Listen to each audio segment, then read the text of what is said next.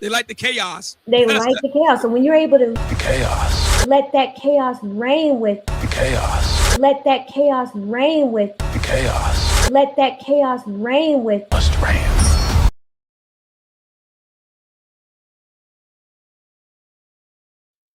Let me get my man Chaos. Chaos, you're on the air. I'm on radio. Go right ahead, brother. Yes, good evening, Obsidian. Good to see you on the air again. Yeah. And like I said, once I receive the book, I do my little short review on it. How always before the real physical, before the world gets theirs. I did hit you up because I was hoping to have you on my stream when the actual book releases worldwide. The short conversation, But other than that, in regards to Modern Woman and what their expectations are, showing up, depending how you look, gets you in the door, but it doesn't secure anything from a man, especially the type of man that's coming up now, that's known as information now. These men are not gonna play like other men before them and play the same games, and you ladies gonna get the same outcomes. I think the Black Conclave is a good representation of what the men want, what they're expected, and what the outcomes they get out of it with doing the work has shown proof. And think about it, it's not been 5 years consistently now, so I expect before the end of this decade, I wouldn't be surprised to be like a week thing now.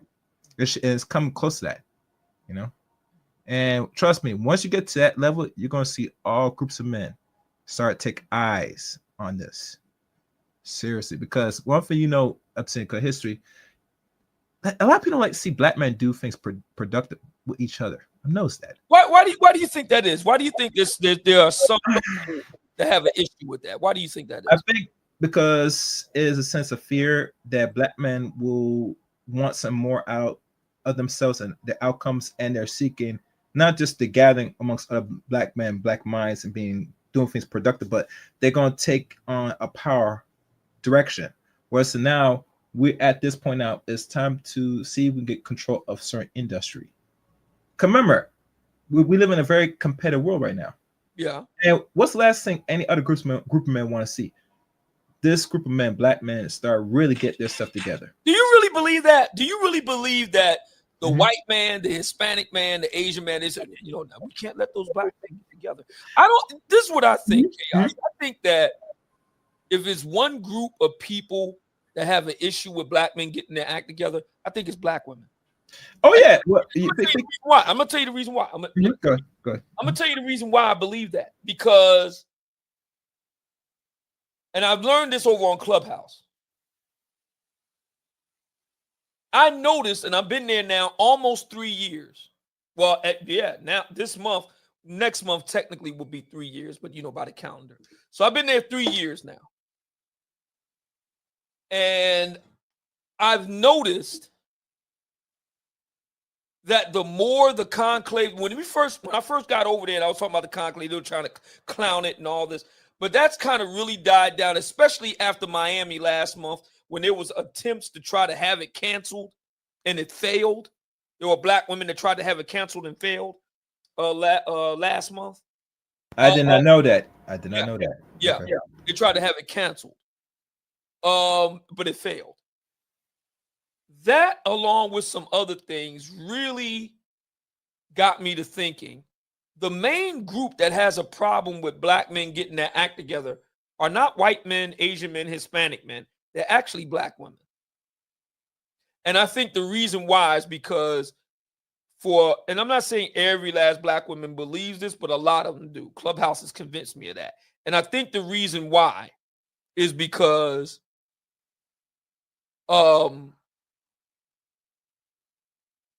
if a lot of brothers did get their act together, they just might say, you know what? I deserve better than what I'm getting from the Black woman.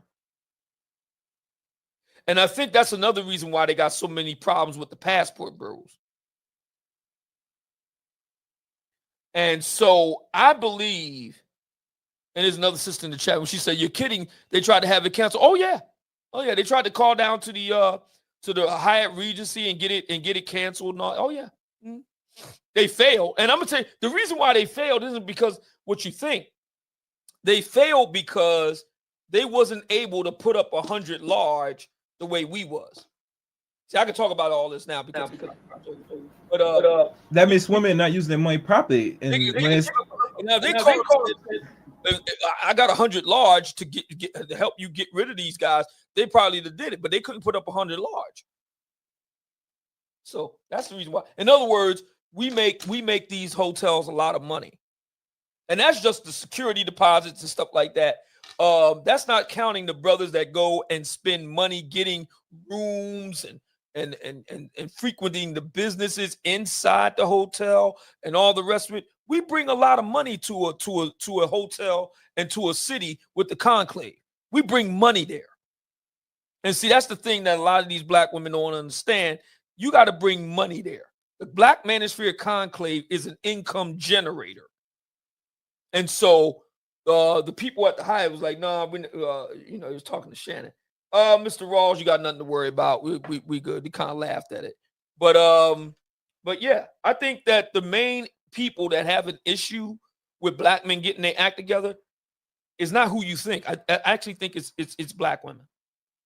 And it's because they have fears that a lot of brothers will leave once they get their act together. And there's a lot of truth to that. I'm not that this isn't true for every last black woman. There are some black women that are very present, very, very pleasant to be around, easy to talk to, easy to get along with. They're very agreeable.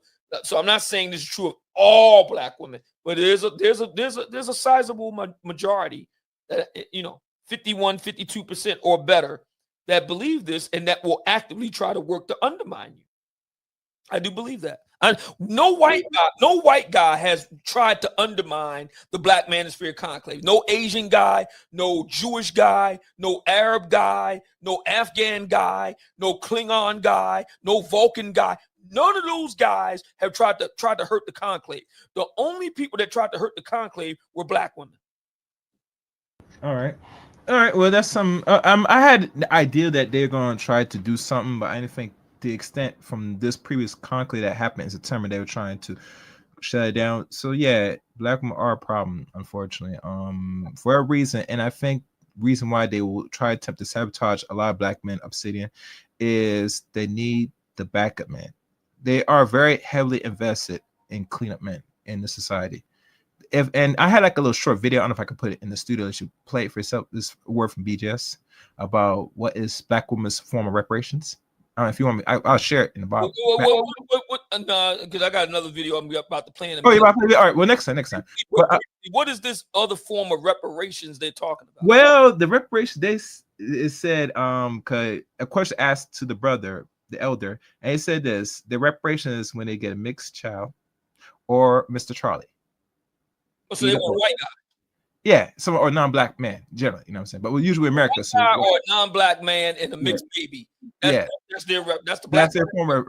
Yeah. So and think about it. If they get, let's say, the mixed child from this non-black man, they're gonna come back to the community where black men reside and say, "Be stepdaddy, play cleanup man." But a lot of black men, as you know, for the last couple years, expressed that they don't want to be no stepdaddies. So now what they do now is they have to find new strategies to try how I could hold on to these men for dear life. If anything happens, imagine if Mr. Charlie kicks me out. Where could I go? You go nowhere. Unless you want to be with other women, and that's the option for most women are taking likely. And we all know that doesn't work. I'm saying because too much studies going around there, information and videos now that a lot of women that are of that life wants to seek men, particularly black men, in relationships. So it tells you you're not gonna win either way. So the better off you respect black men, find a black man that's productive, and make a life. It's just that simple. Black men don't ask too much. We're the most. I think that's part of the problem, that we're not asking too much. Black men. As a matter of fact, we're gonna get into this tape. I want to thank you so much, Chaos.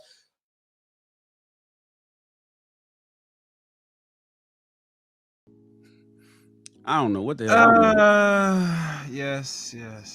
What up, Chaos? What's good, man? What's good? How you doing, Shannon? How's everything? Good, man. Hold on 1 second. I'm hearing some. The audio is sounding really. Let me see. That's me. That's me. I got my mic on. Wait, hold on 1 second. Let me hold on 1 second.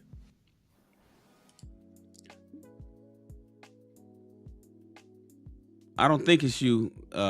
It might be you, Chaos. I don't think it is. All right, Chaos, you there?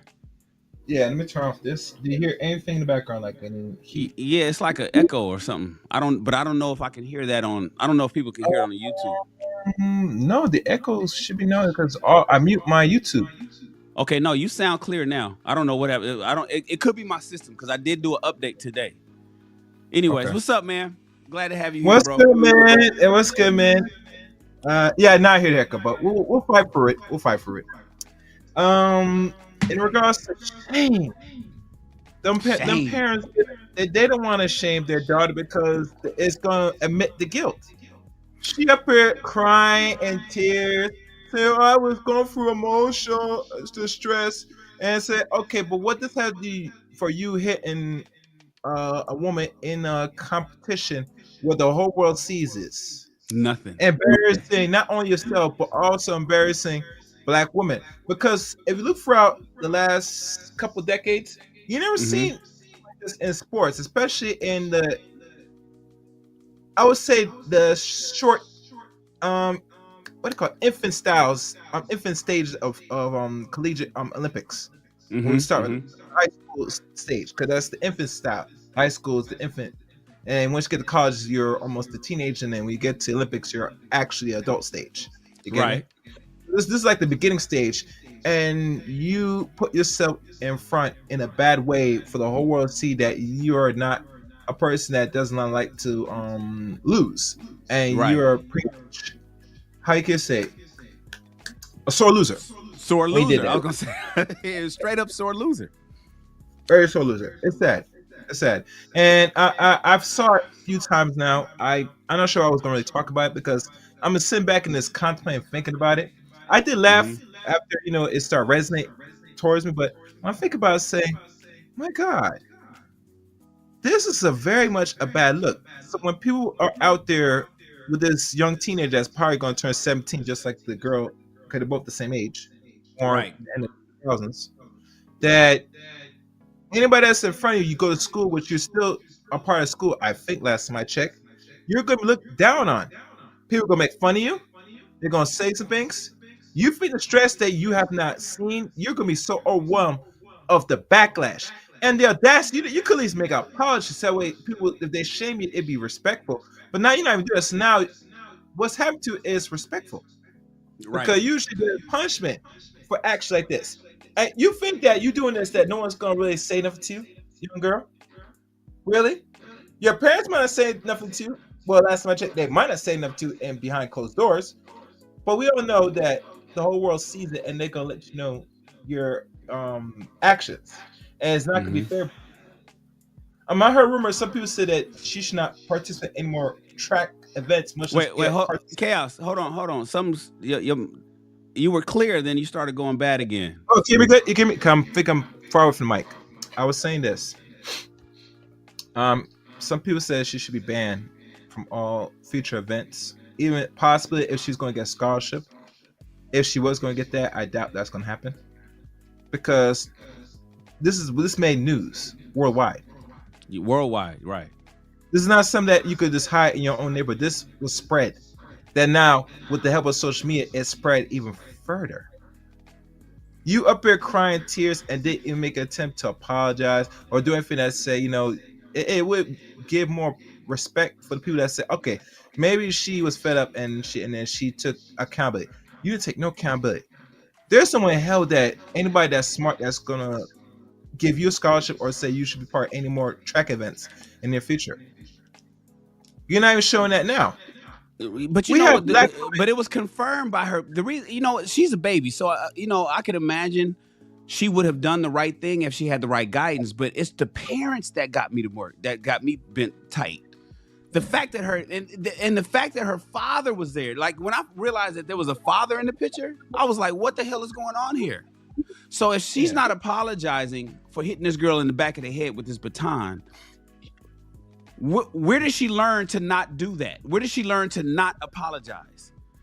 When I looked at what her mama said, and that right there explained to me that the parenting and the shame that we need to bring back needs to actually start with older people who's apparently afraid to do it or don't want to admit that they raised their children bad. So Let's go for these are parents that are unfortunately millennials. I'm convinced these are millennial parents, and we all know Probably. every generation they try to take it easier with their children that they have because what they're going for. And I said no, the tightness of parenting should be even more tighter as we become adults, because how society is structured now, they're making children more antisocial, more or less accountable, and they feel the world is entitled to them. Mhm. Your parent has to be very strict now moving forward. You can't relax. How we grew up with our parents, when we have kids, it should be even more amplified. And it should be Right. done in a more intellectual way. And when I mean intellectual way, I mean you don't take the domestic discipline as the first pre-course. You have to discipline your child. Yeah, you hear me? Right. It has to be done. Because think about it, that's the first thing people say. Well, we got, so you talk about discipline. No, you have to be intelligent. You have to be smart now how you discipline your children moving forward. You get me? Mhm. Always see my thing is this, Shannon. Anytime you hear parents, especially mothers, that are raising their children, because most of them are raising these children by themselves. Let's be honest. Yeah. Your first recourse is to always take a domestic discipline action towards your children. No, you do not do that. You get me? Your discipline has to be more strategized. You're going to think more than where your kids are thinking because they're in a stage in environment of technology. They're going to look at you and feel so they're going to get away with some things because you're not up to the times. No, you should be not only up to the times, but you should understand the games they will possibly play on you. And your discipline has to be very strict. It has to make a mark. I think with this girl, with her mother, it makes you think of the father. Who's running the pants in that family? You know it ain't him. You know it ain't him. It's not him. And it says you have a daughter that thinks the world owes her something, that she could do anything and there should not be consequence. Regardless, she's not an adult yet. Still, in this society, we as men, we understand this, that you girls are going to get worse because if your parents not teaching you properly, you feel you could do anything out here and there should be no consequence. Don't believe that. But you see, because it was an attack done to another black girl, what do you expect, Shannon? Usually girls nowadays, if you see these girls on social media, when they engage in Mortal Kombat, it's nasty. The only reason why you'll see it in this event, because this is a professional event. Now we all know she got hit in the head. She could have stopped and turned around and pop her, but she can't because she was knocked off guard when that happened. That's why you see what happened, and then she had to walk out of the way because anything she would do to take a reaction would be bad on her end. You get me? Because I saw it. She swung and hit her in the back of the head and made her stop and drop, trying to hold her head because she felt some knocking her head hard. So it threw her off. And didn't console her or address her after she hit her when she fell to the ground. No, she just kept running. And the reason why she kept running because she think no one's gonna see that. Yeah. They think it was gonna be ours, but when they go back to the tape and they see what happened and rewind it back constantly, we all know say no. This is not something that it was an accident, this is intentional. Now normally people would do if they feel they were gonna lose, Shannon. We all know what runners would do. They would normally fall and trip over the other runner and be there. But when you take a physical assault, that's intentional. That was not smart. Now you felt I slipped and fell. Maybe it probably raised that hand. Chaos. She raised that hand. She was winning. She raised that hand and clocked her in the back of the head with that baton. She was it's talking about I know my intentions, I know my heart. I would never do such a thing. Then why'd you do it? And my thing is, let's say for instance you were possessed. Let's say you were possessed and something came over you, a spirit came over you and forced you to do it. My thing is, apology. I don't know if she's apologized yet. Maybe yesterday she did. Maybe today. But that track meet was Saturday. That family hadn't gotten an apology up until Tuesday. So the fact that she didn't take any accountability is my issue, and that's why I wanted to do the Tonight Show about bring shame back, because I don't care about crocodile tears. I don't care about, oh, please, you have to understand where my heart is. The grave is filled with good intentions, with people with good intentions. So is the jail. Jail is filled with people with good intentions. You know, you know what it reminds me of? Remember that Biggie Small song where Biggie Small opened up and he was like, you know, this song goes out to everybody that was hating on me when I was hustling in front of my apartment trying to feed my daughter. You know, that was cool in the 90s when it came out, but it made you think later, like, wait a minute, so you were selling dope to somebody else's daughter so you can have money to feed yours? It's like little shit like that. It's like you're going to kill somebody else's family so you can keep yours alive. That's crazy to me. But you didn't look at it like that. And that's why when people make songs like that, we can't just bop our head. We got to say, wait a minute, man, that's not cool. That's a shameful thing. Biggie, I get it. You wanted to take care of your kids. Notorious B.I.G., I get it. You wanted to make sure that your daughter had food and had clothes and was safely went to school. But you can't sell dope to somebody else's daughter, father, uncle, sister, cousin, auntie, whoever it is. You can't sell dope to one neighbor just so you can have money to feed your children. That's not how that works. If you need to get money to feed your kids, go to work. Otherwise, I'm going to shame you for what you're doing. And if we start bringing shame back, I think we can course correct. It may not happen in the next 5 years, 10 years, maybe even 20. But I know it got us this far. And if we don't let people know what their problems are, then why would anybody fix it? You know, the first step to recovery in AA, Alcoholics Anonymous, is to recognize that you have a problem. You know, now I'm not the people in AA. I'm certainly they don't go in there just shaming motherfuckers like, oh, ha, you are alcoholic.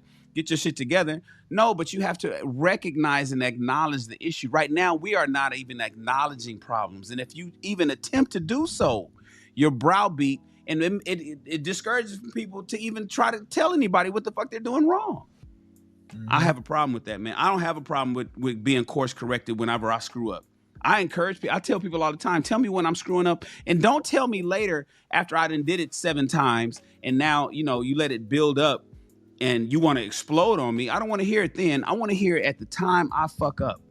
When Shannon fucks up on anything, whether I don't put the peanut butter back in the cabinet, whether I don't park the car right, or whatever it is, wherever I screw up, tell me then so I can fix my problems. I wish more people had that attitude. They just unfortunately don't. And they won't. And that's the sad thing about accountability and shame needs to be brought back in the community. I mean, we all know enough men, depending on the circumstance, are going to be shamed and be held accountable more than anything else. And the other side wish it doesn't happen to them. And that's not how the world works. You get me?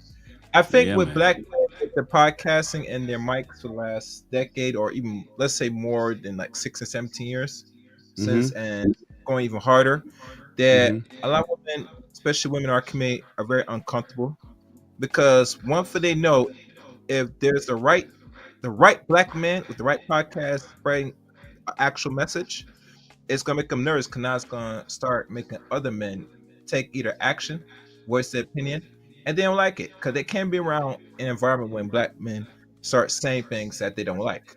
Because they like to be in an environment that's full of the chaos. No order, just pure rain. And that's how a lot of women like it. Yes, I like how you did that. I like how you did that. That's how they like it.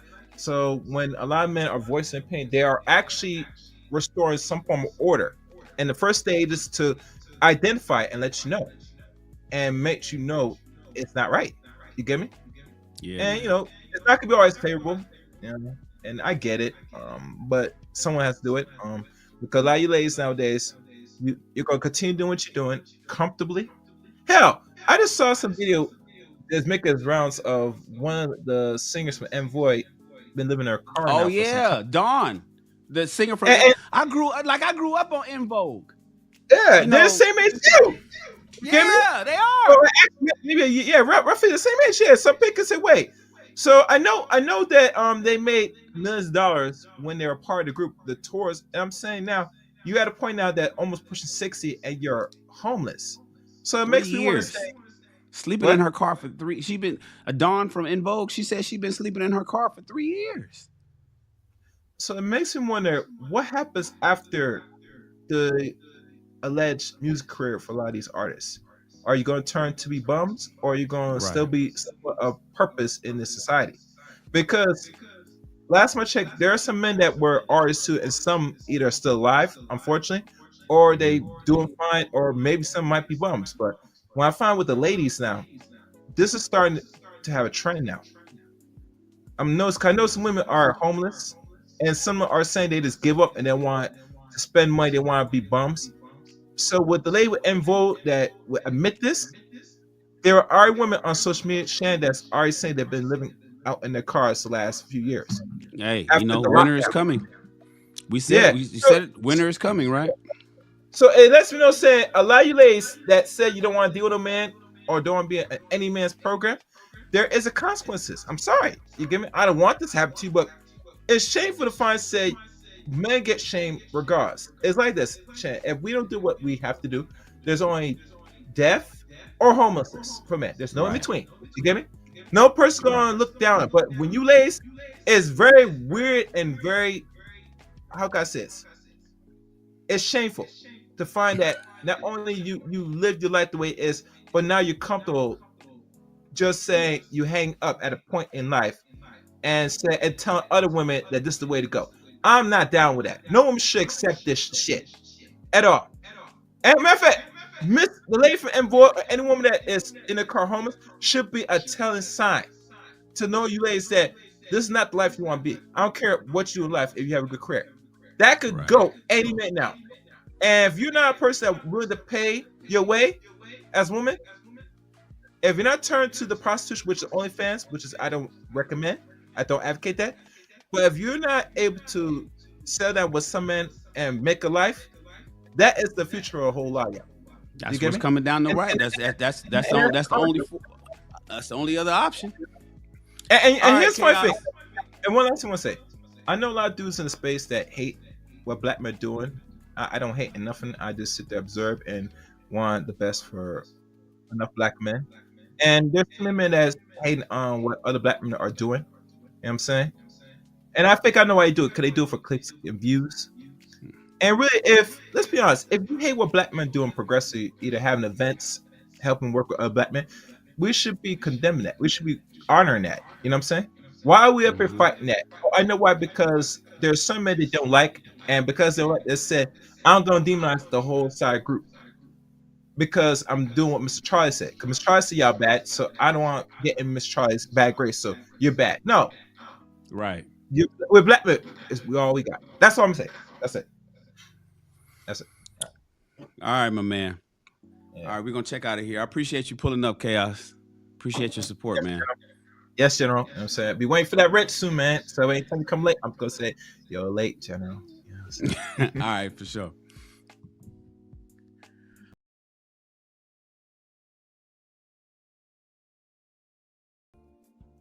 That period of time, we have not had one brother to offer a science-based rebuttal. Let me go to my brother, Chaos Rain. Chaos Rain, what's going on, brother? Good evening, Asadian. How you doing, sir? How you doing? Doing great, man. How you feeling? Yes. This is something that's needed to really break down who actually is the actual alpha males in the building, especially in Clubhouse.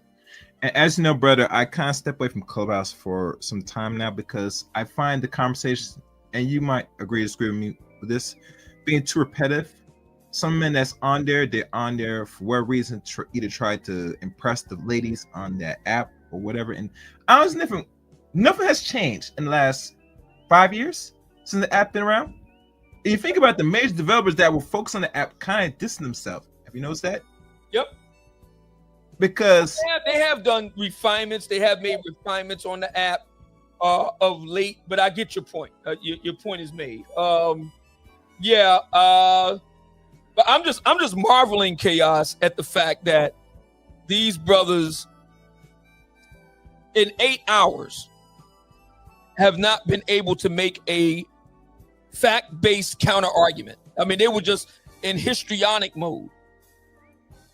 Ad hominem attacks, lots of emotions, talks of fighting, pulling up, want to fight, all the rest of it.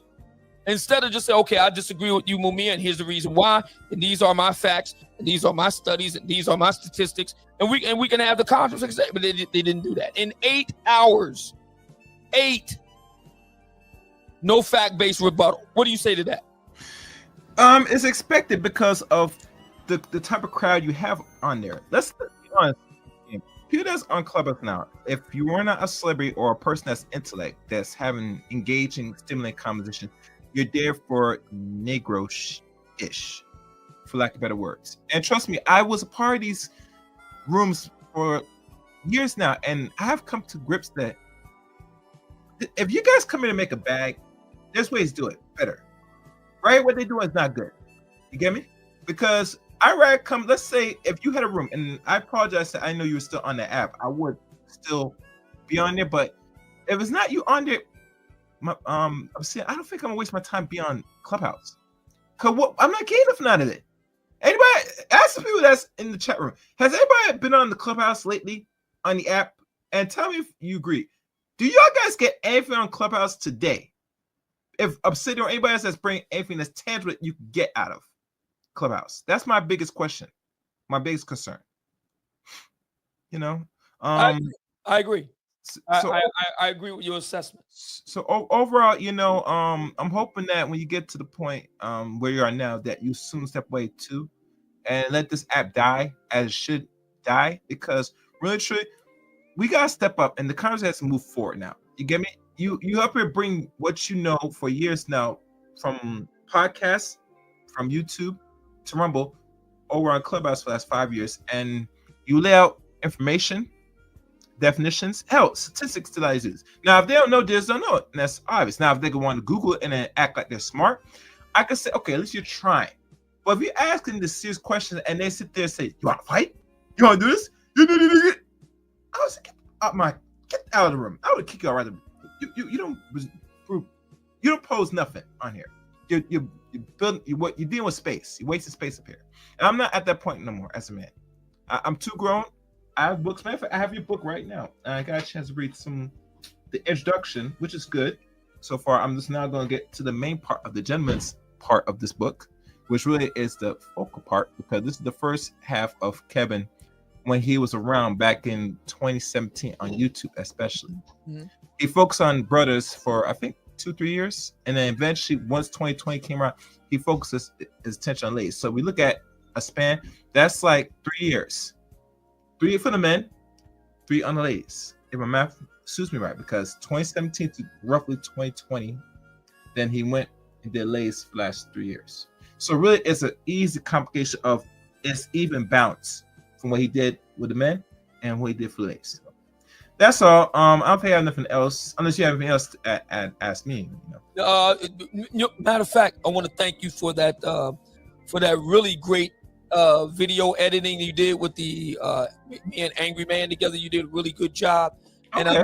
I'm still kind of all thumbs with this sort of thing, so I'm trying to learn it piecemeal. So I really appreciate you taking the time out to do that. I really do. The only thing you might have challenged with Kadian that it can be limited unless you don't know what you're doing. And I have not gotten all the specialities of Kadian because I keep it simple right now, because there's some places I could tweak it, but I tried to get to a certain level so now I could mess around if needed. But like I said, with this app, it is free use. It's made by Linux, I believe, and it's easy to use right now for people that don't want to spend money on special video editing apps, which are better, but the problem is you have to have a learning curve to understand these. Kayla, you just get straight to the point. For now, just for the get yourself, very into the editing. Thank you. Very good. Thank you so much, man. I really appreciate it.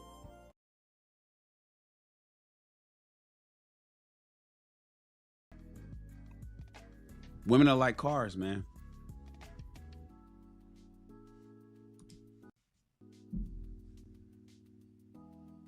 They are. Let me bring up my man, Chaos Rain. Chaos, you there? Switch over to the system. I got you in the green room, but I could pull you up. I ain't did this in a long time. Let me see. Hold on.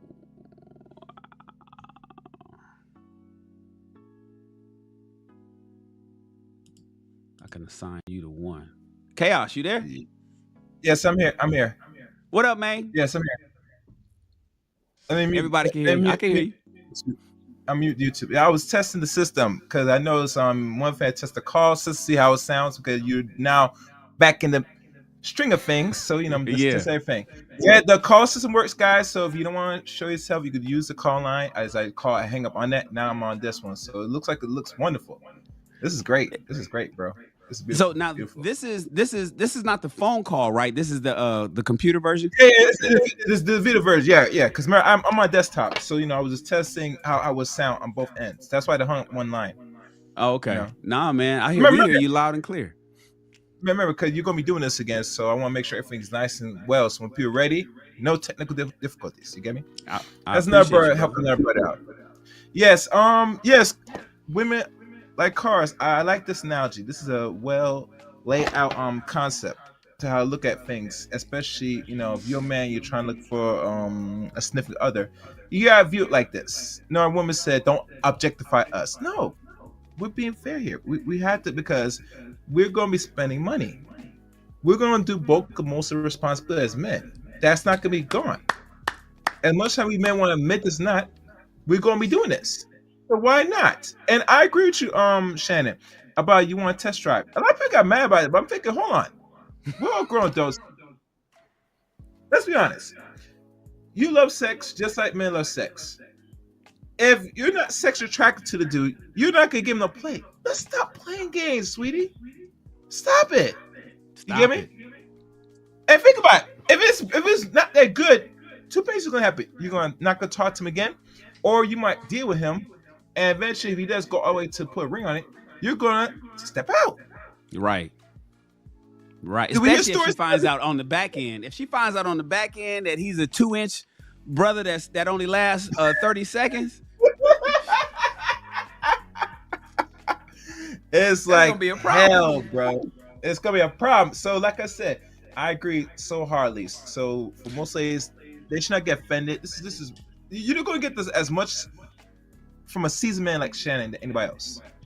You might not hear from me because I've not shown myself yet on camera, but like I said, you're hearing from this man that is a business owner that's been around men and is experienced enough. So he's telling you something that's not folly, ladies. So like I said, men today, you gotta look at things like cars. And one thing I want to ask you a important question, Shannon, about the car thing, right? Mm-hmm. Do you think as a man, does a man have to really upgrade a car to some that just to attract ladies, or get the car that he likes and desire, and generally? All right, that's the flip side of the coin. Okay. I think it's a little of both, honestly, but I think before it was buy a Porsche, get the woman you want. It's just that simple.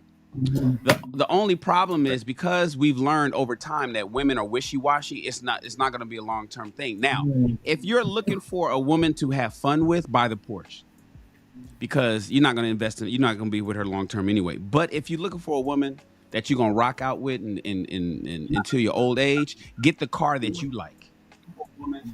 I like that. The car that I like. See, I like, there's certain people that don't want a Porsche or a Lamborghini. They want a Honda Civic Classic that they can fix up and work on, and he's going to drive that. Now, some women will see him pull up in a Honda Civic and say, "What the hell? I don't want to go out with you in that." Then that ain't the woman that he needs. But he loves that Honda Civic because he tuned it. He put the new engine in it. He added a turbo. He drag races that Honda Civic. As far as he's concerned, he didn't put $50,000 in a 2002 Honda Civic Type R, right? Which is a rare Honda Civic to get. She doesn't know that. All she sees is just a fucking Honda. But he loves that car. If he's looking for a woman that he can rock out with, get the Honda. But if he's looking for a woman that just to fuck on and to have fun with, get the Porsche. So it just depends on where you are in life. Me personally, at my age, I'm getting the car I like. I'm not using a car so I can attract women just so I can have a whole lot of fun. I did that though. In 1999, I bought me a brand new Lexus GS 300 triple black. It was a 2000 Lexus. It was brand new. I was 27 years old. I was Is it a 27 luxury or years a old. sports I car? went and bought that car, $50,000. I bought it at Jim Falk Lexus in Glendale here in LA. Man, I bought that shit, and after I took that car off the lot, I was knocking them down every weekend because that's all I wanted to do at the time. Is that a luxury or that's a sports car? The No, Lexus? that's a luxury. The GS300 was a luxury car. Okay. No. Okay. It was a luxury car. I had touchscreen navigation. This is when cars didn't even have navigation. My shit had the navigation. It was an impressive car at the time. You know, we're talking 25 years ago.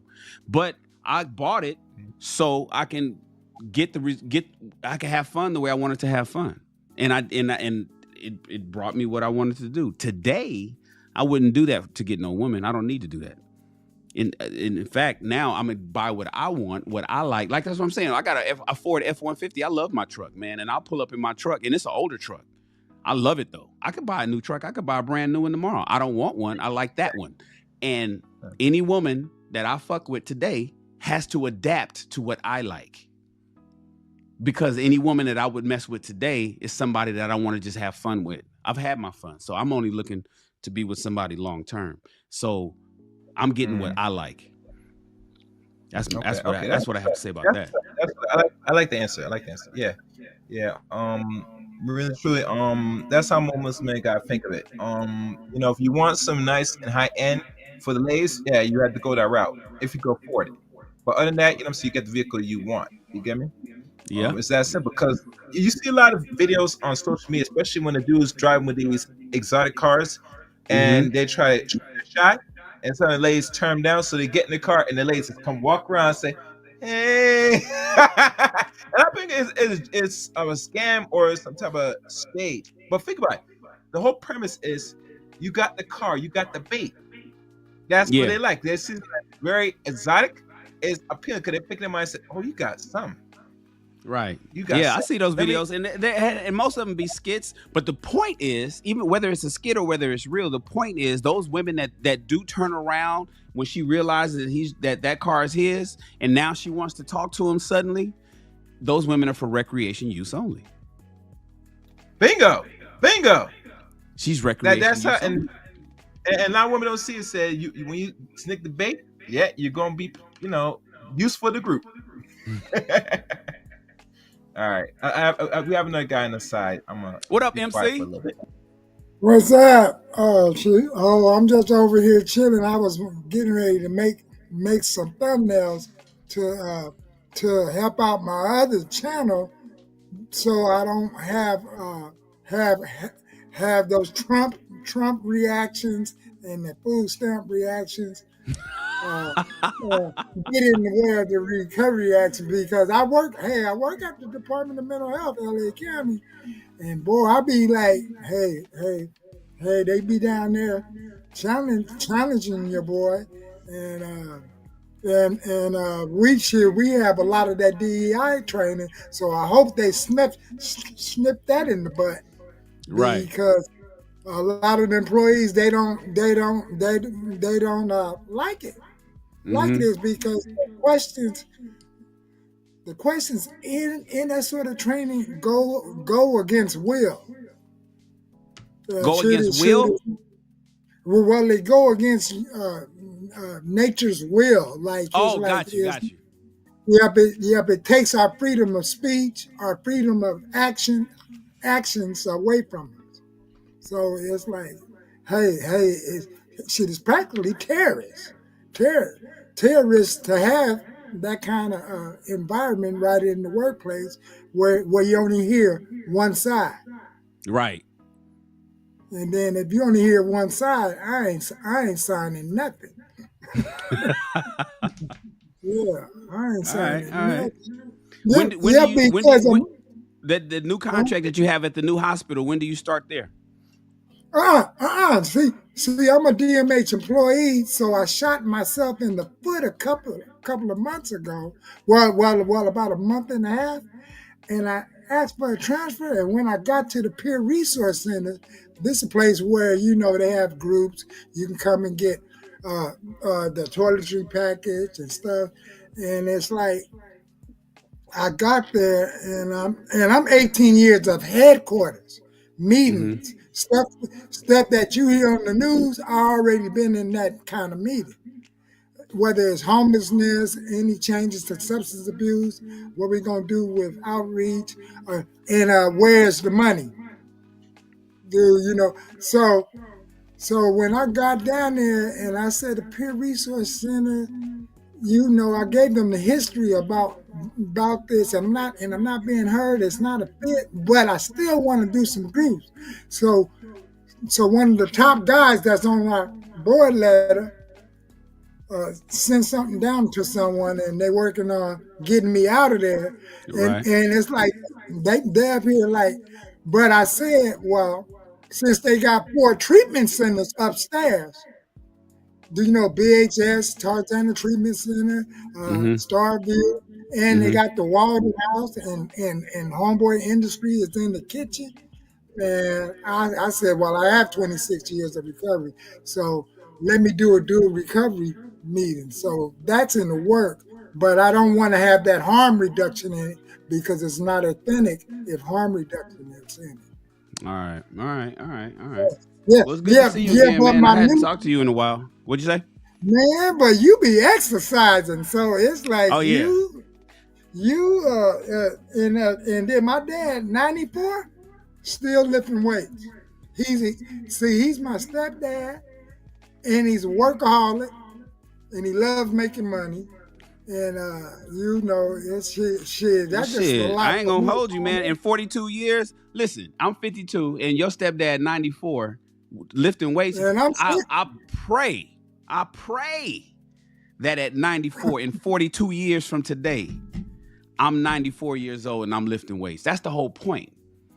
I think, and if I can do it, we can do it. If I can do it, you can do it. That's why I really push health and wealth to everybody, to make sure that people really pay attention to what they eat. You lose weight in the kitchen, you get trimmed in the gym. So I'm a certified trainer now. So I really want people to really take health and wealth serious, so that when they become 94 years old, if God willing, they make it to 94, they're lifting weights as well. That's I got a videotape and a picture of my dad on a bike at 90. At 90, he finally got off that bike 4 years ago. Finally got off. Man, I was getting scared. Shit, he had a helmet on, but riding a bike? Yeah, that's riding a bike. People still give him fake money. See, he stay in an apartment building, so he just sat up shop. Hey, you got YouTube on? Sir, I think there's an echo. Do you have YouTube on? While clicking onto this, check it the YouTube because there's an echo. Oh well, let me cut off the TV right here. But my son is listening to it in the room, so it's probably gone. But at the same time, I want my other schedule back, because some days I'm not hardly doing nothing down there. So that's not fair to someone like. And then so I told them, hey, if I don't get transferred, my 18 years, I'm out of here. And then the Spirit said, no, you better do what so and so did. Take a leave of absence and go to another job. And if I like the other job, just call it a wrap. All right. Take a leave of absence. Yeah, but then when the year is up, it's a wrap. All right, cool, man. Well, I'm gonna go ahead and wrap it out, guys. I appreciate y'all pulling up, man. Stan, trip off of what I ran into because I was helping out the Altadena Fire. This is what my son is taking. Wait, what is that? This is that entrepreneurship training for the youth. Oh, okay. Young adults, 16. My real estate agent told me about it at the Altadena Relief. And man, I'm even learning something in there, and they're gonna have our adult training in April. But I'm learning I'm learning something right in there. They learning nonprofit stuff, small business stuff, writing a business plan. He just did his biography. shit. I'm like, damn. USC got jealous of this program and what they did. Mhm. They made them something on the side. They said this is all for the blacks. Yeah, it's like, yeah, that's what I'm talking about. Make Right. something for us. All right. I like it. All right, man. Yeah. I'm gonna go ahead and Yep. And then he was checking out you and it's people like you that's business owners. See, he needed to see that. you talking about your son, right? Yeah, he needed to see all that when he went downtown, because he always went downtown, but he never met someone of his image. Oh, you talking about when you guys came to my my office downtown? Okay, I'm thinking like, what downtown? Because you came to you came to Houston with us in September. I'm thinking we was downtown Houston, but you meant downtown here in LA. Okay, I got you. Yeah, downtown. When he saw that did it. When he came to my office, saw all of my everything we got going on in my office. Yeah. So his business plan is pretty close to what he's seen downtown. All right, that's what's up. Thank you. All right, man.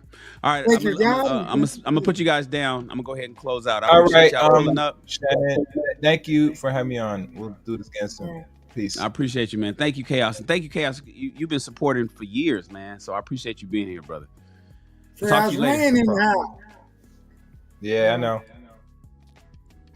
That's my guys, MC Recovery, and Chaos Rain. Listen, I appreciate you guys for being.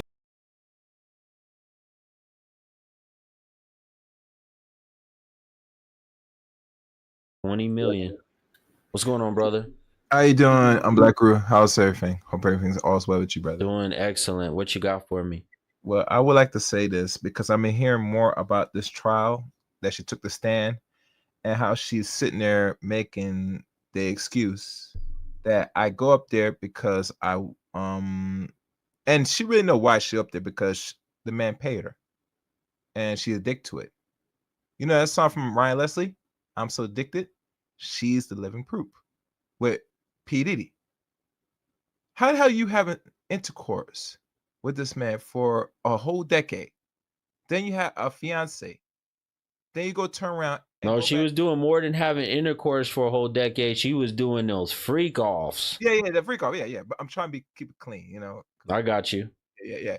She did a lot, even to the point where everybody said, "Oh, I could never." I said, "Listen, man, woman, if a man pay you the right price, you will do it, because every woman has a price. Unfortunately, here in the West, Black Guru. Because if that's not true, a lot of women, let's be honest, if Diddy was not the man he is, you think no one was going to take that type of treatment sexually and last for a whole decade?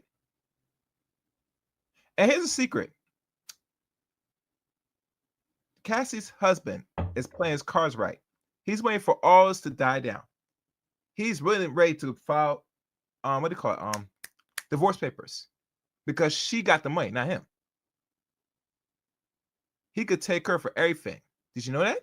Why do you think he left her? He's playing. You think that he's staying with her because he wants that money? I believe yes. Because think about it. He knew about this because she told him about this.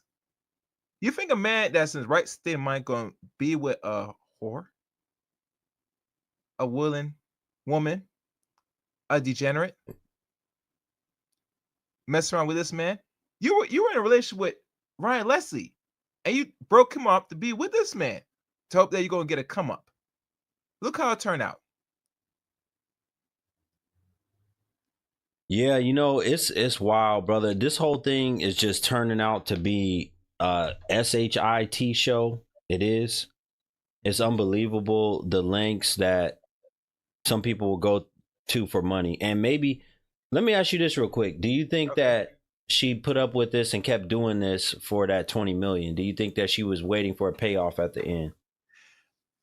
In my opinion, I think after she know her music career was not going anywhere, she said, I gotta get something from this brother, one way or the other. Because let's be honest, she enjoyed those freak offs. You think she only stayed with Diddy that whole time to try to advance her music career? Yes, and not only that, if she was not gonna get advanced in her music career, she was going to take him for a good couple million, which she was able to do with the help of Tony Busby. Cause think about it. The minute she came out and had the right lawyers during the Me Too era, where last year was the only year that women had the chance to collect on a lot of sexual abuse from these men that have money, she took full advantage of it. And in result, she got her money. But my funny thing about this, Black Guru, if we took the money, why are you testifying against this man? Something not right with this. I find that very odd. In my opinion. Well, I appreciate you, brother, for coming up and giving your perspective. Okay. All right. Thank you. Have a good night.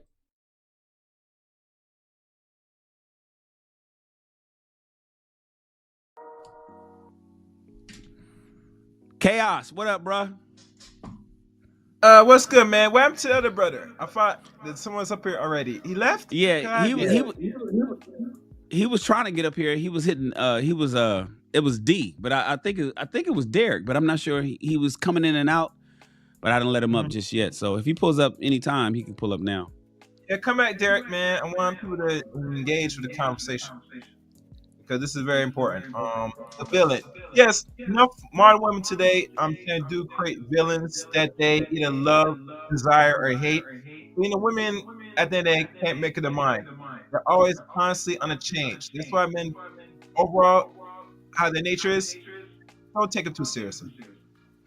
Because they don't know what they want. There was someone on Facebook said if we were able to build a man, they will undoubtedly still complain. And why? Because you're not designed to be satisfied. How you can deal with someone that can't be satisfied? You don't. Think about it. It'll take more pressure off your life, especially the times that how much you could be in this earth, because they will give you gray hair. They will stress you. They will push those buttons. Look at that. Give you right that was a bar. Yes, they will give you gray. You know, my gray hair kicked in earlier than I think it should have. I started, bro. Cause you know some people don't. Look, Dr. Omar. I think he dyed his hair. Cause I know he's getting gray somewhere. He's 51, probably 51 this year, and you don't see not much grays. I got a few grays on my beard and a little small on my hair, but it took a while. But I'm not really stressed. But imagine if I was in a wrong relationship right now. I'm thinking right now, boy, I would get gray quick because I tolerate. I'm a person. I will deal with people to the degree, but like I said, the stress enough will hurt you. You know what I'm saying? Look at Alan Baldwin. I'm not sure how young his wife is, because it's something new you just brought to my attention. She's 39. Yeah, and the man's like 39. She's 30 years. I think she's 30, damn near like 30 years younger than him. Yeah, so he's in his 70s. Yeah. So I'm thinking, if a man could be a simp and a cuck like him, and he's a well-established actor throughout the decades, him and his brother, what hope for any other modern man? Knowing that his promises, but no, because first of all, you deal with a woman that don't admire you. She doesn't have what the brother, Mr. Black said. She doesn't show no passion. Right. That's the sign a woman does not show no passion when she able to run her mouth in front of public people. Gentlemen, a lot of people have been saying this. Anytime a woman starts to badmouth you in front of people that respect you, is a slap in the face. It's more than red flag. It's an insult. That is considered insult. I remember when Will Smith had a saying with Jada back a couple decades ago. Oh, how did I not bring that up? He took that how did I not bring that one up? Yeah, I swear you didn't remember that. Yes, he did say that's what happened. And he told her in the back, you do that to me again, we through. How did I forget that one, bruh? Yeah. Oh, yeah. What up, Black Pearl? What's good? Good to have you here, bruh. We talking about villains and heroes, man. Yes, sir. Now I'm listening. I just didn't comment or nothing, but I'm definitely listening. Chaos. I don't know how I forgot about Will Smith and Jada. Yeah. Like the way, like the way Will Smith is cucked. Like, so there's two different ways you can go. Like there's you can go the way of Alec Baldwin and Will Smith and have a bad woman turn you into a cuck with no backbone, you know, fucking basically just a lapdog, and you just are bending to her will until you die. Or you can be a fucking bad boy. But either way, I mean, I would argue the fucking cuck is worse than anything, but that still happens. I forgot about Will Smith. I didn't even think about that, man. It's so many examples. It's so many examples of these women that turn good men into bad men based on her behavior because she believes the world revolves around her. Yes. But my issue is, I think it's a lot. I still personally believe there's a lot of good women out there, and they're gonna not, and there's gonna be a lot of good men that I know is inherently good that's not gonna be good because he had a bad experience with some shitty woman prior to meeting the good women. And I don't want that to happen because I think that destroys men. And I say that because I have a lot of friends. You know, I got a lot of friends that I still talk to from my childhood. That's my age. You know, I was the younger guy on the block. So they're like 54, 55. Some of them been dogged out, and they're kind of like, you know, I talk to them often. I counsel them to a degree but these are like friends I've known for 30, 40 years. Nevertheless, man, they seem defeated. They seem really defeated because of something that some woman did to him 30 years ago, or he went through a divorce and he's like, fuck it, man. I'm just chilling. And I know that they're not doing nothing in there. And I'm afraid that that's going to lead them to an early death. And I don't want that to happen to men. Yeah, I agree. What you think, Black Pearl? Black Pearl, have you had some villainous times in your life? Have you had any women that's pissed you off so much that you just went out and just knocking them down? Like, oh man, you just knocking them down in your 20s? I mean, huh? I did. I'm 31 years old right now. I turned 32 in July. Now, me personally, I'm going through a divorce right now. I'm going through the divorce process. I got married young. I was actually green, honestly. No, I know better. So I learned a lot. I would learn a lot, man. It was a good experience. I would say that. And I know one thing. I'm not going to be, let's say, a villain. Not so far. It's a security lady that sweat. I work at UPS. It's a security lady that sweat me. I knock it down. Well, but you know, I've been out there. I ain't not far from being a villain. You know, I think that I'm just, man, I'm just, I know, like I said, you know, I found myself. So with finding myself, man, it brought something out of me. My wife couldn't keep up with the process of my growth. So now at this age, really, I'm just stacking my bread, working overtime. No. Well, you know, I'm gonna tell you this. I hate that you're going through a divorce right now, man. I've been through it twice, so I know how it feels. And it almost did. My first one almost destroyed me. My second one didn't, but my first one almost destroyed me. And I hate that you're going through that. I hate hearing. You know, it's one thing to hear I'm divorced. It's another thing to hear I'm going through it. I'm glad that but you got a lot of rebound, and you haven't even peaked yet, bruh. Like, you're 31. Yeah. You haven't even peaked yet. Like, however amazing you are today, you're gonna be more amazing tomorrow. I'm telling you that from experience. I've been through it. I've gone up that mountain. I know what it looks like at the top. I'm on my way down. I know what 30, I remember 31 like it was yesterday. And I remember 35 and 40. Bro, you haven't even peaked yet. Not financially. However much money you make today, oh my God. Watch what you'll see. You're gonna remember this conversation 9 years from now. You can be like, man, that brother Shannon was on point. I just hate that you're going through a divorce right now. You said you married young. I always encourage young men to not concentrate on relationships in their 20s because of things like this. I tell men that a lot of times the women that you are even attracted to in your 20s, you won't be attracted to when you're 35. But the point is, I'm glad you said you're not going to turn into that villain. And you could. I most definitely could. You could. Don't though.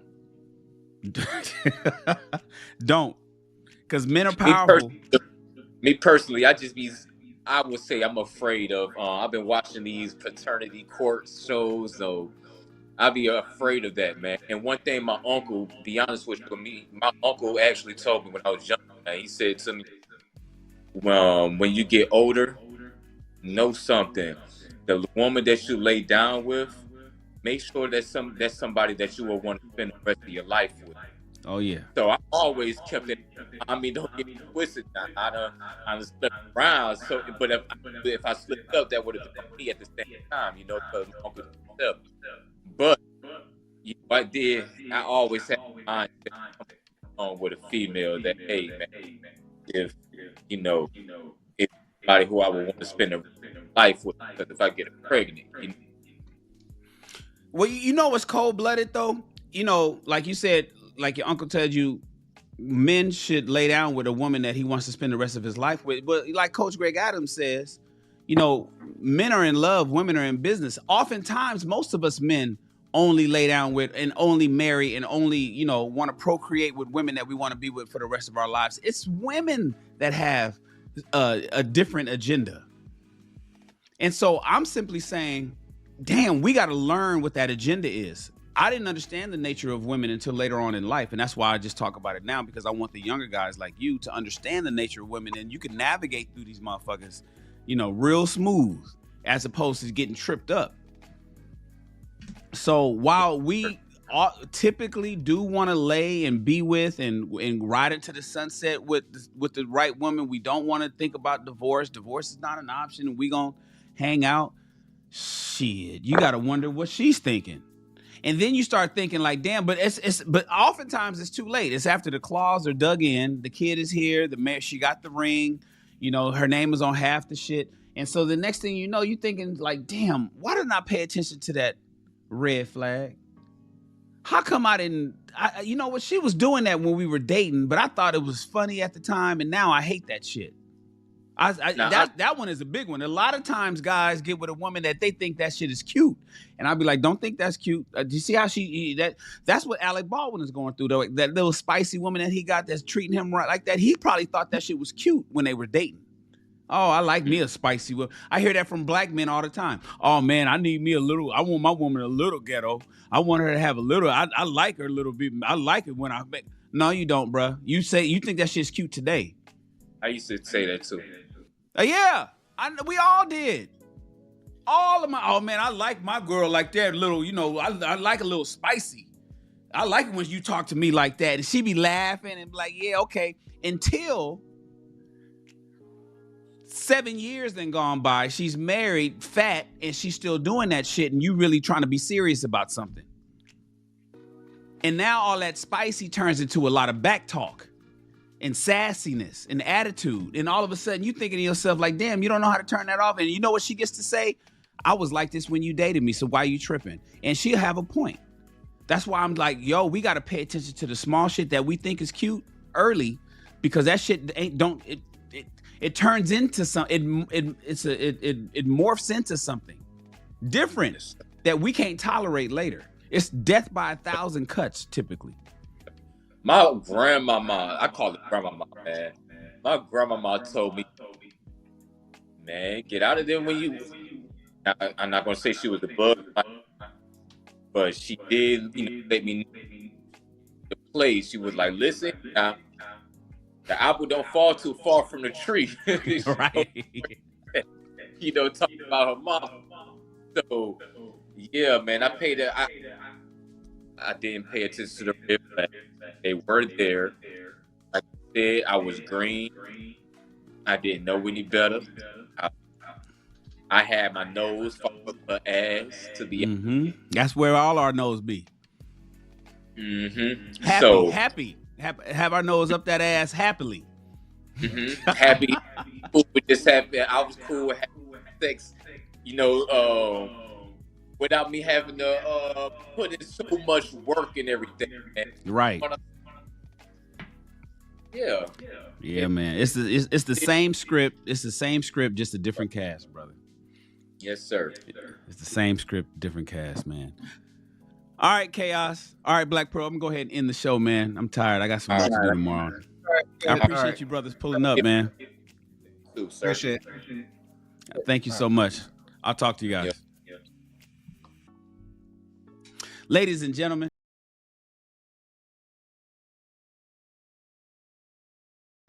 People, man, I've been trolling since 1988. I know how to do it. I just don't do it because you guys get on my ass when I do it.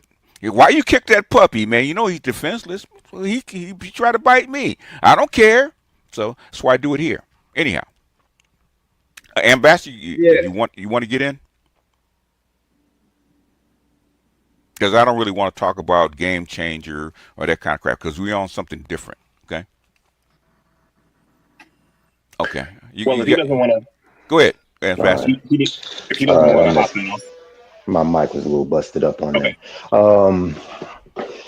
I think what she's showing is, I get the classical traditional position that you should be playing as a wife, but I'm trying to apply some of the concepts of if you show that you have the ability to stop somebody, they expect you to do it, right? Ability to stop somebody how? Well, that's what we're saying. What I mean is like with your wife, right? If he's showing he doesn't have the ability to stop her, is it reasonable to say that he should be doing it? The thing is, it's not about him stopping her. Why should you have to stop her? That's the point. Well, I don't think about that part. I'm thinking more of it of like if I'm applying it to like insurance or something, right? You have to, if you show that you have some responsibility over it, like safe driving or whatever the case is, like you had a chance to intercede this. Your rates and things are going to change, right? Okay. So having someone in your one second. If you have someone in your household that has a specific political position, we're expected to bend a knee. Okay, but is there a value to having someone that's saying, "Okay, we bent a knee, we're fine," but that doesn't mean my wife is necessarily going to go. We're not following your example. That's what I'm trying to say. I'm not understanding what your example. What point are you trying to make? The point I'm trying to make. Well, I guess it's a question. Is there value in having someone that you can't necessarily? You can get the husband to go through the tradition, but no. Let me finish. You can get the husband to go through the tradition, like we have to bend the knee, but that doesn't necessarily mean that we particularly okay with it, and that's what the wife represents with it. It doesn't mean that it was a necessary fair situation. So there's a different level of this was actually a good deal. You get the flexibility there. I understand, but the thing is, that's not what we're talking about. Okay. No. She's been put in position as first lady. That's a position. That's not, regardless of wife. He could be dead. Okay. Yes. He could be dead. She's still supposed to show up as first lady. Okay. That's a position. Okay, that you've been elevated to by your peers. Okay, it has nothing to do with him. Do you get what I'm saying? Okay, when you say by your peers, are we talking about the perception of what we know? We know what the insiders do. We know what the insiders do. But in a general perspective, people are saying that everyone voted for Michelle Obama to be his wife. What I'm saying is, okay, your wife is part of you when you get elected, right? Okay, you become first, you get elevated to first lady, just like being queen to a king, right? Okay, it comes with responsibilities in your position. Okay, you can say no. You can get divorced from him. You can say I don't want this. I'm gonna divorce him and go do something else. Okay, you accepted the position that people gave you. They told you about it. And you know what it is because it's happened before you. They sat down and taught you. These are the things that are expected out of you in this position, right? Same thing with what's her name? That married the prince. Okay, Prince Harry, right? Okay. She accepted to be Prince Harry's wife, or be a princess. There's things that went along with being the princess and the husband, wife of Prince Harry. It's a yes or no thing. You've been elevated to a position. Has nothing to do with him. You get what I'm saying? I get that part. I get that part about it. Like when you say it's basically everyone had to have a consensus in the background. Okay, no.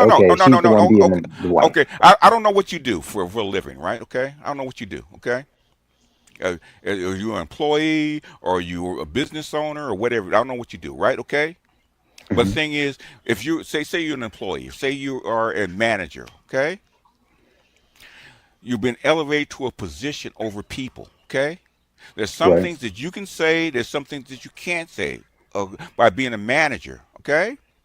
I don't care what you like, okay? I don't care what anybody else says or does, okay? You're expected to play your role, okay? She's expected to play her role, and she didn't, especially to a black president. The part that I'm arguing, I agree with that, is she actually also a manager? Like if the colleagues or the employees are allowed to make certain mistakes that managers are not allowed to make, which also in its own right gives them a little bit more flexibility to address things because they're not held to the same standard. So even when it comes to a manager, I can't make a fight amongst management, amongst my colleagues, but if you're filtering information down to these rogue employees, that's a different position. I'll give you an example that you can understand because you have children, right? Yeah. Okay. Approximately how old are your children? You don't have to say exactly. Are they over the age of 5? No. Huh? Yes or no? No. They're not? Okay. Okay. Say your child is going to kindergarten, right? Okay. And your child is acting out and cussing and peeing on the floor. Is that okay? No, it's not. Why?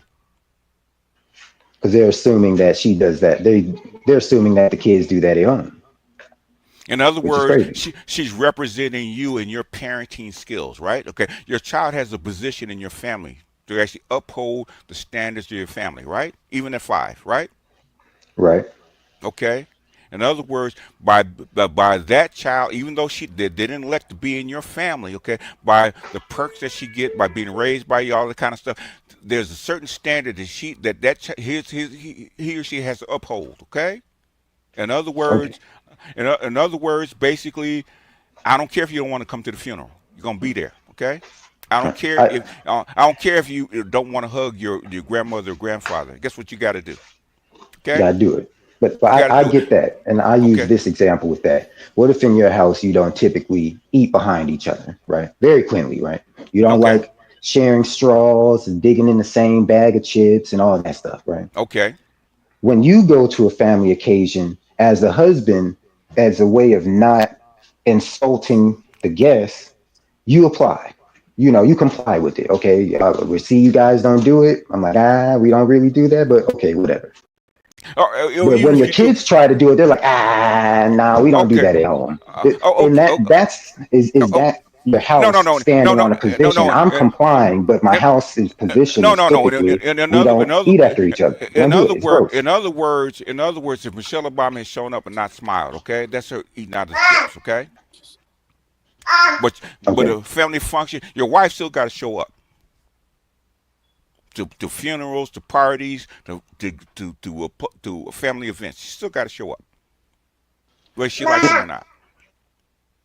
Well, I guess that's why I see it as escalation of that. Like she already was unhappy of it all right, that's not eating out of chips. But the other aspect of this may also be how serious is it for her to go? Is it considered eating out the chips or not showing up at all? No. It basically, it's like you pissing on the position of first lady by not showing up. I don't give a shit about you. This is my ass. Kiss it. I don't care what you guys think. Can I say something? Go ahead. That even just watching that footage of Barack do his Denzel strut, yeah, by himself, Yes. while Bill Clinton walks out with Hillary, and George W. Bush walks out there with Laura Bush. I mean, it would be one thing if Michelle was dead, but it's a profound image and a huge juxtaposition that his wife was not there. The former first lady was not there. That title and that post, it means something. And for her to voluntarily not be there. Okay, so you don't like Trump, but it does stain his legacy. And stains as well. Yeah. And hers. And I guess, Doctor, in a weird way, I do look at it as if, because I've had to make these stances, right? You already had her mad at the first place, right? And then you drag her out to do this this speech to drag into the political situation. And we know Michelle doesn't really like to be in a political situation for a battle that was a losing battle. So you already made her do extra in the first place, something she probably wouldn't have gotten engaged with because she didn't get engaged with the first time they were fighting. They were fighting with the Trump stuff. So then it's like, okay, I mean, y'all drug me out here. Y'all made me put my reputation on the line. Y'all made me do all this for a battle that was a losing battle. So, you know, as a husband, it's like for me, well, y'all know that this was a losing battle and she don't like being in this stuff. Now, so in a sense, now it's like, you know, before it was okay that she came with the mugshot. All right. She came in with, you know, jumpsuit, mugshot, photo ready. Right. But now y'all then drag her out of this political nonsense and you want her to do basically a softer version of what you had her do earlier in the campaign. Is that what she said? She signed Suck up for it. it. She signed up for it. Well, I guess in that sense, we're dealing with perspective. So when you say amongst maybe the non-pedestrians, people who are listening to you, we understand that, you know, you don't just you know do a good blowjob and end up being the first lady. Okay. We understand that, but the general public understand that. Ambassador, You know, so- this is actually an international scandal. Okay, it's not public; it's public international scandal.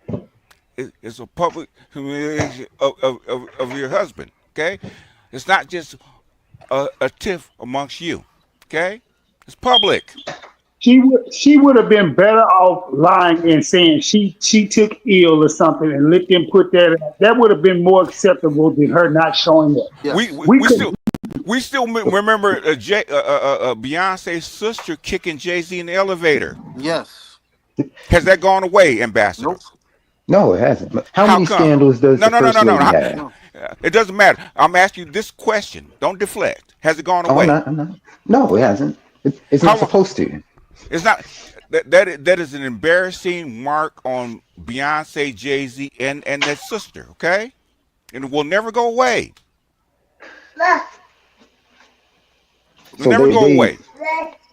So they just confirmed that in a marriage situation, people have fights. It has nothing to do with marriage. Are we talking about the Jay-Z scandal or the Beyonce scandal? I'm just trying to make sure we're catching them right. Okay, your sister. Because that's what I'm saying. There was a debacle in the household. She didn't like it. Okay. Your sister and your brother-in-law are icons. Okay, public figures. And you do this shit publicly in an elevator on film. And now they have to explain it away why you did it. Okay, will never go away. You get what I'm saying? Yeah, I get that. It's a permanent mark, but is it a devastating mark? Is what I'm saying. Like, how many scandals do you get? Like Bill Clinton, was Bill Clinton able to bounce back from getting blowjobs in the White House? No. And He has to live with that. He got impeached for that. He got to live with that. Hey, Ambassador, can I say He something? did. Well, Yeah, go ahead, man. Go ahead. The other piece of this is a couple of years ago when I got wind of Michelle kind of airing Barack out in front of everybody. I remember that I ranted a little bit to my mother. I said, Mom, it was wrong for her to do that. She was wrong for that. And calling herself a single mother. And again, my mother said, well, what what's so wrong? She's not, Michelle's not bad. But the other thing is, other women, our women in particular, are looking at Michelle for leadership. Okay. And they're looking at her and they're saying, okay, well, if it's okay if she does this with him, yeah, it's okay if we do this on the ground level with the everyday brother. So she has like a huge influence, symbolic role and influence on a lot of other younger women. But Dr. Dunbar, I guess they don't understand that it's about upholding the image of power in those positions. Right. Like regular folks, they really do not understand it, and this is why they don't belong in those types of circles. That is why. I mean, even at a lower level, amongst certain circles of men of power and even especially in the business class, especially small business, they will look at your wife. Yeah. And if you chose poorly, many of the men will not invest, because if you can't choose right, then you are bringing in someone that can mess up everything we all got going on. So imagine that times 100 being the former president, being in a seat with the president. I mean, like, it's to me, it's not a hard concept. What if Coretta King, Scott King, called MLK a bastard, a cheater, and a no good husband? How would that have gone down? That would have been wild, but my question with that is, what if Coretta Scott King? They're like, oh well. I'm asking went out. what would have been bad. It would have been bad, right? It would have been bad. But I'm also saying if a reporter were to come up to her and say, hey, do you also not care? Do you also believe in nonviolence? I'm like, I'm not going to let no one hit me. If that response to me is more synonymous to what's going on. Like, so I disagree. You damage his whole legacy of who he was and what he represented by doing that. I think that's a different level. I think that's a different level of submission. Like, I don't. As a woman, I don't particularly believe I should not defend myself. There's a different position with that. That's all I'm saying. But in other words, don't marry a black woman if you actually want to go someplace.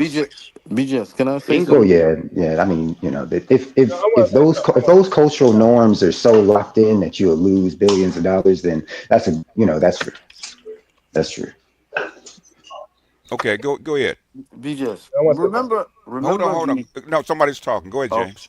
I was gonna say, remember the former vice president of John Kerry and what he did? Yeah. What happened to him? Have you ever heard from him ever since he got caught with that scandal? Cheating on his wife who had cancer? Newt Gingrich the same way. John Kerry. Right?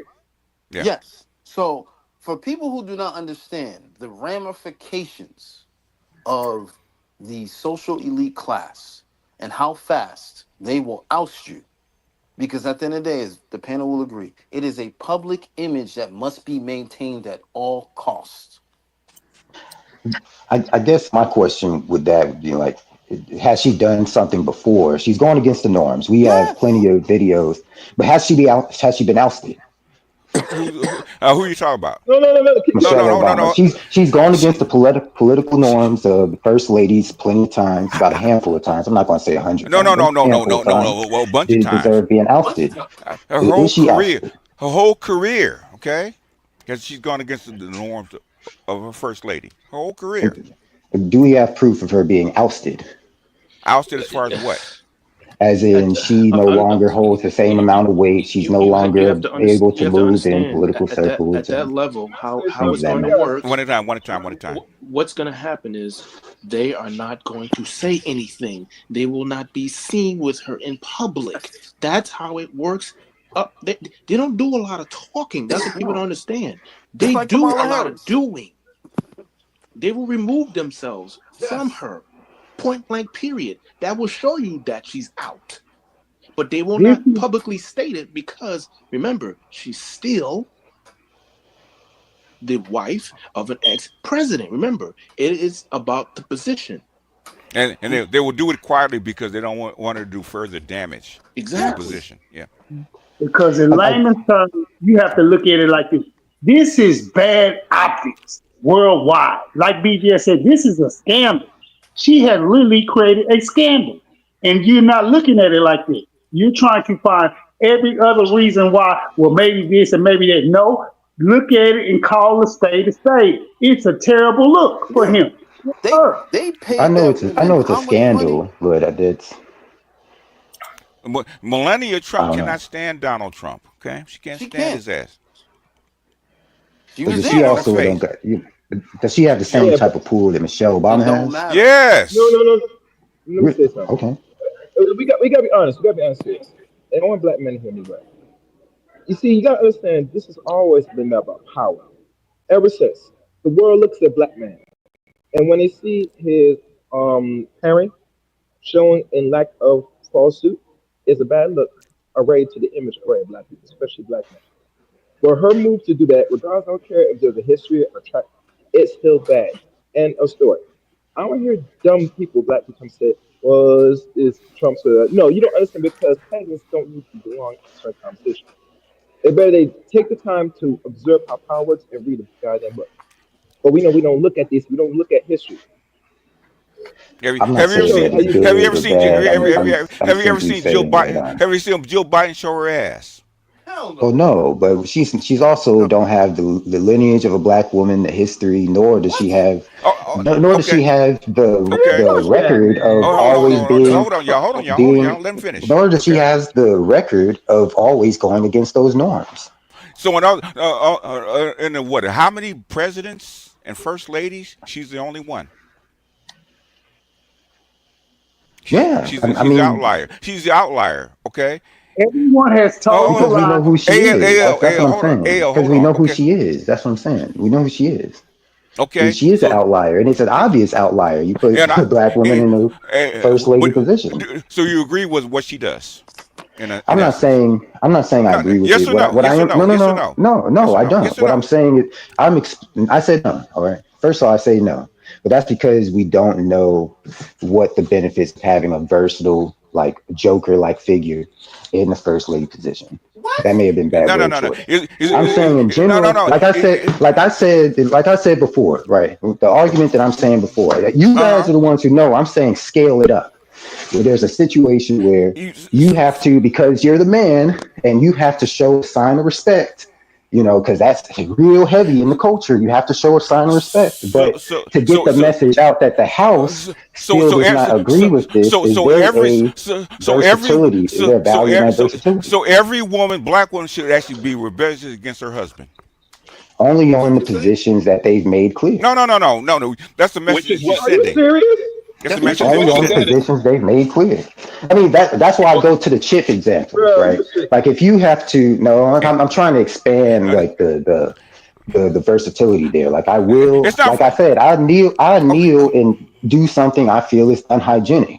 But in general, the House doesn't agree with it. Is there any value in having someone who's able to maintain the position of the House? No. Oh, okay. Well, hey, that's all I was exploring. No. It's called do your, okay.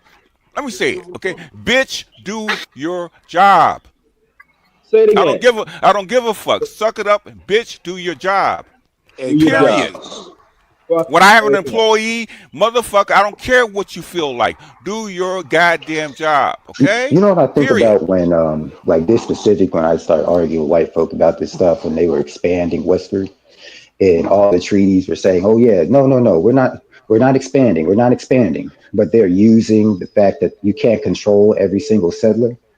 So when they start walking out, they're like, "Well, we told them not to expand, but we're going to defend them where they're at." You know, that's what I'm trying to see. There's value in settlers ignoring that treaty because it continued the expansion. That's what I'm trying to give somebody else a chance to talk. Go ahead, Chaos, and then somebody else wants to get in. Okay, I'll be next. Go ahead, Chaos. When you mentioned that, said when you talk to these other people, you know they laugh at your face because when they see the image of black people that they define as a joke, they don't respect none of this. So what the move she does was bullshit. Everybody knows it. Only a few black people that either can't see or don't want to see knows this. And Oprah is only giving painful shit to a lot of black men that says you have not divest or find a mate that is a value you want to make a smart decision. That's going to conform it completely. So the women can't tell nothing about anything else. Moving forward. Anytime they talk about it, we're going to play this. Oh, look at this. And I agree with you just because I never think about it. To be the president and the first lady is second to being the queen of the highest of the land. That's not something you can just scratch under the rug. I don't care what anybody says. So I definitely agree with you. BGS. Go ahead. Yeah, BGS. It's just a sign of disrespect. I mean, a woman should follow her man. End of story. Like I said, that's her job to go to events, to show up at these events. That's what a lady does. Look at the Queen of England, right? Okay. Old as she is. She don't have. She's in charge. She's at the top of the pyramid, right? Okay. She's got to show up. She got to be respectful. She has to show deference. Okay. That's her job. And so when black hold on, Ambassador. We gave you plenty of chance to talk. That's cool. Okay. When black men defend these black women, they is almost saying that no, women don't have to follow you. They don't have to respect you. They can do anything. You know, who's going to check me, boo? No, we should be checking them because they are our women. If they said they want to be our women and our wives, and if they want to be the first lady, that's her job to follow her man. So if he went, she should have went. And even if she's in the hospital, she should have got out of the hospital, did her 3 hours, and go back to the hospital because that's her job and that's her man. Follow your man. That's what the Bible says. That's what that's what strong men say all over the world. Why are black men saying something different? Why are they trying to say, well, she can do what she wants to do or she don't have to go? No, she's supposed to follow her man. That's the end of the story. And I don't know why we have black men trying to defend women doing what they want to do, anything. That's like when the president gives a command to his fucking general, okay? He can't stand that motherfucker, right? He don't like what he stands for. Well, guess what? He has to do what he's told to do because that's his job, okay? That's his position. He's got to do it, okay? And all of this boils down to one word that everybody forgets: duty. This woman is not being dutiful in her position. Period. Point blank. This is what we're upset about. She's being neglectful. Period. Well, guys, I'm going to say this. I'm going to drop. Okay. That's Michelle's. That's her brand. I mean, that's what she got up. That's what she got up and said at the convention. Vote differently than your husbands. Have your husbands and the men in your family do right by you. Ladies, don't be afraid to go your own way. So that's her brand, and that's why what she represents is so dangerous. But what I will say is a lot of people, if the rumors are true that Barack and Jennifer Aniston are doing what they're doing, and the Obamas eventually split, that's going to be like a Jesus isn't real moment for a lot of people. A lot of folks are going to be crushed, which I'm okay with, but a lot of our people are okay with this thing that the Obamas are, and what she's done and how she's conducted herself as first lady. A lot of our people are okay with that. Okay, which is like Yoda says, which is why we fail, right? Yep, I agree. Okay. Let me ask Ambassador this, okay? Is it okay for Barack Obama to do the exact same thing to her?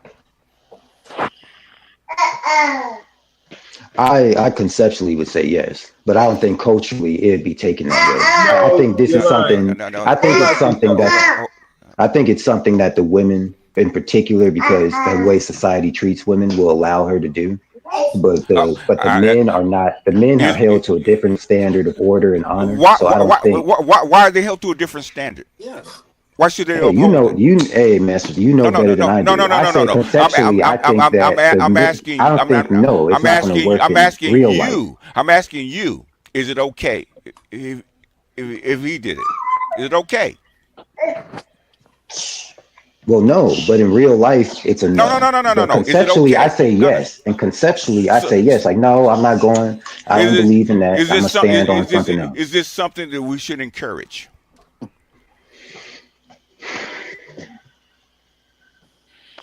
I don't know. In other words, men don't have a duty to their wives and their children. Yeah. Should we encourage that? I think that's escalation. No. But I don't have a duty. Like if my wife is going to brunches and stuff like that, and I'm a singer, and she wants me to sing. Excuse me, baby. If I'm a singer and she wants me to sing at the brunches, no, I don't believe in that. And quite honestly, you already know that even asking me that is going to cause a problem. If your wife, say your wife is CEO, right? Mama. Hey, mama, what's going on? Hey, baby. If your wife is CEO, right, and you're supposed to show up at a dinner, okay, as her plus one, okay, is it okay that you don't show up? What does the dinner represent? I don't think no, but I'm saying it's a context. A corporate dinner in front of the investors. Is it okay that you don't show up? If it's a corporate dinner at a corporation dealing with the prison industrial complex. Come on, man, don't play games. But no, I'm putting it in the right context. No. Yes or no. You disregard that there's no history. Don't change my context. Okay. The context is unfair. No. Don't change my context. Life is unfair, bro. That's not relevant to the question. If your wife is the CEO of a corporation, okay, a big one, okay, investors are going to be at a dinner, okay? How does it look if you don't show up? She can sit and bring her brother. Okay, all right, man. I'm done. I'm saying the context. You can't take away because the guy he didn't get pushed back to the guy that said this is her brand. Okay, you said this is her brand. No, hold on. You got 2 minutes to finish up. I'm done. Okay, you got 2 minutes. Go ahead. I'm saying, okay, we're talking about a new context with the first black first lady, right? Her brand is doing this stuff, all right?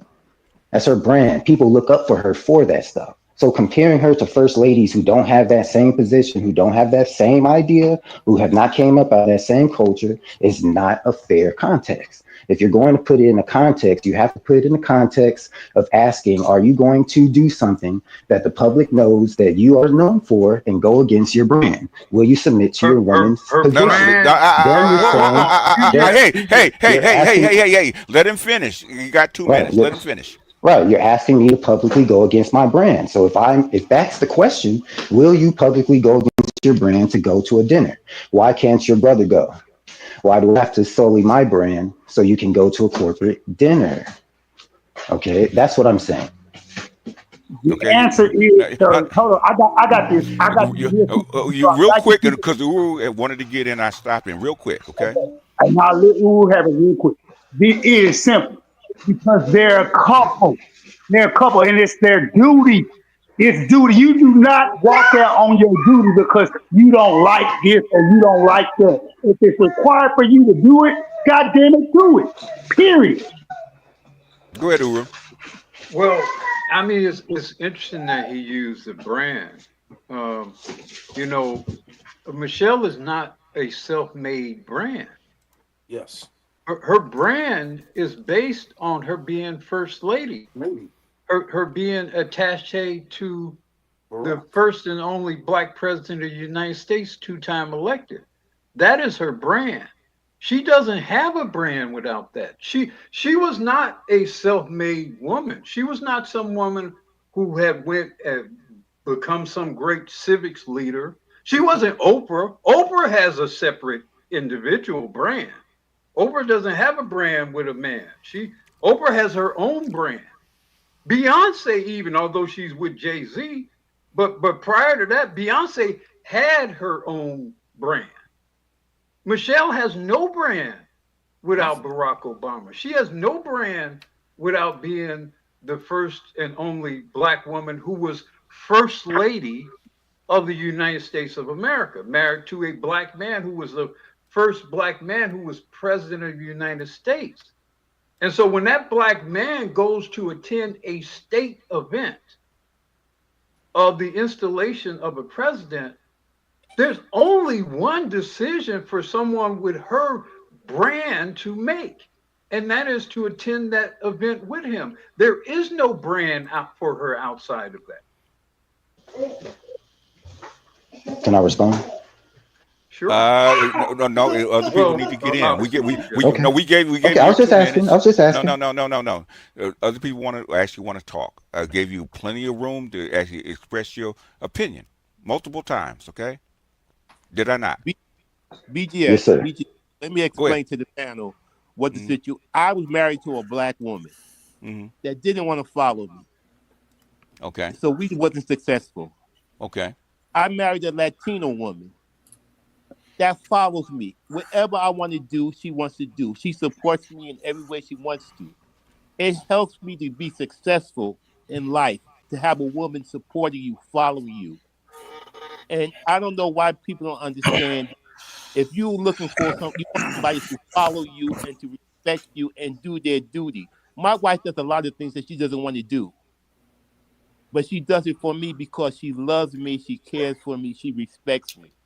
And I think most men want a woman to respect them, not fight with them, not compete with them, but to respect them, love them, and do her duty, and do her duty. And like you said, I mean, you know, my wife is from Colombia, and she does whatever I want her to do. She follow me, and I think, you know, guys saying this fighting and disrespect is disrespect when it comes to the bottom of it. Is her brand, yeah. Let me read my super chats real quick, and I'll get to you guys, okay? Her brand stands for chaos, and he's supporting chaos, okay? Theo Waff says Michelle has no brand without the word Obama. Barack is the brand. Michelle is merely the wife. True. Yeah.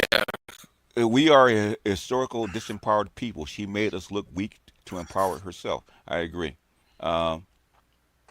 Her brand is to play wife who socially undermines her husband. Interesting. Yeah, I agree. Go ahead, Ed. Jump in. Yeah. So first of all, you know, thank God for that brother, because it's like when you say grace before you cook. So that's going to be a great clip that I'm gonna have later on. But with that being said, most folks don't even know her last name, her real last name. I was just thinking that, Ed. I was going to ask that question. Can anybody on this panel tell me what Michelle's maiden name is? She has no brand. Well, I said Uru. He's probably the only one. Yeah, I mean, I know. And I know it too, because I'm from Chicago. Yeah, but my point is, she doesn't have a brand. Her brand is to be first lady. Her money comes from that. Her book comes from that. And one thing, the thing that kills me, so the brother, you know, what's his name, Tuna Runner Royal. I mean, I agree with everything you said. Yeah, I agree with what you said, but a lot of it is you kept saying, and look, that's yours. I'm not going to disagree with what you say. But one thing I know is you kept saying for me. It's also for the institution. You are her husband. There is an institution and expectations that come with you being a husband. And women never argue with the expectations. That's one thing across the board, whether they believe in marriage, they don't believe in marriage, they're feminists, not. They never argue about what the expectations of what is supposed to be gotten from a man that is occupying the husband role. Where all of the friction comes from is what your role is as a wife. So when I hear what you're saying, I hear you're saying doing it for you, and that's not disagreeing with that, but I'm thinking she's doing it for, do you want to be a wife? If you're doing what you're supposed to be doing as a husband, these things come with her obligation as a wife. So what I would ask you, and you don't have to answer because it's real rhetorical, what are you asking her outside of what a normal duty of a wife is? Are you asking her for some extraordinary thing? And before he talked of the stuff that BGS was talking about, even in reference to a husband, these are basic things. You showing up for a corporate meeting or an event. These are basic things that a wife is supposed to do. Obama was looking goofy as hell out there. The more you look at it, the more like out of sorts he looks, especially when you see the other, you know, first ladies. And seeing that like that, it takes a lot of black women aback, which is why a lot of black women under the table are saying something, because they very much realize that makes them look bad. And there is no narrative that you can say about Obama up to this point that justifies her not showing up. It's not about her singing and tap dancing. She's supposed to be there for a couple of hours. Even if she was there and she made up a reason to leave, she's supposed to make an appearance. And for her doing that, and this is because I've been talking to people. I'm gonna say something. I like that. I like that. I've been talking to people offline about this and going back and forth with them, and shout out to them. But the thing about it is, with me, is she's not. Obama is a person. He's gonna be a person. She's harming you're harming black people doing this. You're harming black women doing this, African American women. You're harming 92s doing this. And there is no thing. They can't blame Obama. You can't blame Obama. You can't say, well, he's not a good black man. You can't. There is no narrative that justifies this. And yeah. I want to ask Ambassador this, right? Okay. What are all the negative tropes that most people think about black women? You can unmute if you want to. What are the negative tropes we think about black women?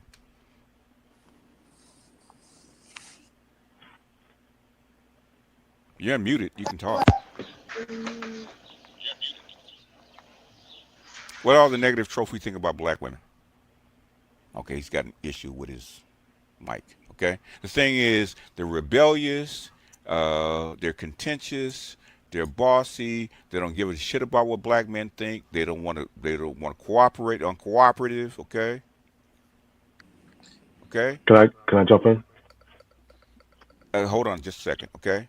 In other words, all the negative stuff that put upon black women that they said they don't do is actually solidified in what she just did. Go ahead, jump in. Thanks for having me up. I appreciate it. I definitely agree. I want to jump in about this conversation about duty. On my show last night, I had someone who I respect on, who claims not to be a feminist, and she just could not bring herself to admit that what Michelle Obama had done was wrong or bad or was embarrassing. And I was actually floored because she claims to be a Christian who believes in, you know, all these biblical passages and all that. And then we just had this falling out over the term duty. And she just could not bring herself to say that. So when the brother was talking about that, it's a lot of people just don't see that there is a duty. What is her definition of duty? That's my point. No. Dude, I'm not talking to you right now. I'm asking Dusty PhD. What is her definition of duty? I couldn't get her to say it. She would say things like, "I would be willing to sacrifice. I would be willing to say commitment." She was all these different synonyms, but she would not say, it is a duty. And I kept pressing her about that. She just wouldn't say it. So how big a sacrifice would it have been for her to put on a dress and a little makeup, sit there for a couple hours and then leave? How big a sacrifice was that? I said the same thing. She could have said what she could have done exactly that. Didn't have to shake anybody's hand as soon as it was over, made a beeline to the limo, said all that. She just, it was really shocking because this woman I respect, but she just couldn't bring herself to do it. Well, she said there's something. Hold on. Let me finish, and then you can jump in. Okay. She said in the same situation that if it was her in that same situation, she wouldn't have done it either. And I was really just, I couldn't believe she was saying it. She, in other words, she agreed with Michelle Obama not showing up. Absolutely. Okay. There's something implied in the word duty that when you hear this word, you understand the fundamental issue with a lot of black women in that word duty. It's called submission. You submit to a role. Hold on, Ayo. You submit to the requirement of a position. And so her not attending that event with Barack means that she does not submit to her status as a former first woman, and she does not submit to her status as the wife of a former president. That was an act of defiance of her position, her historical position, and a defiance of her actual living position as a wife to Barack Hussein Obama. Publicly, yeah. Yeah, and Oh, hold on. There's somebody who's ambassador wants to get in. Go ahead.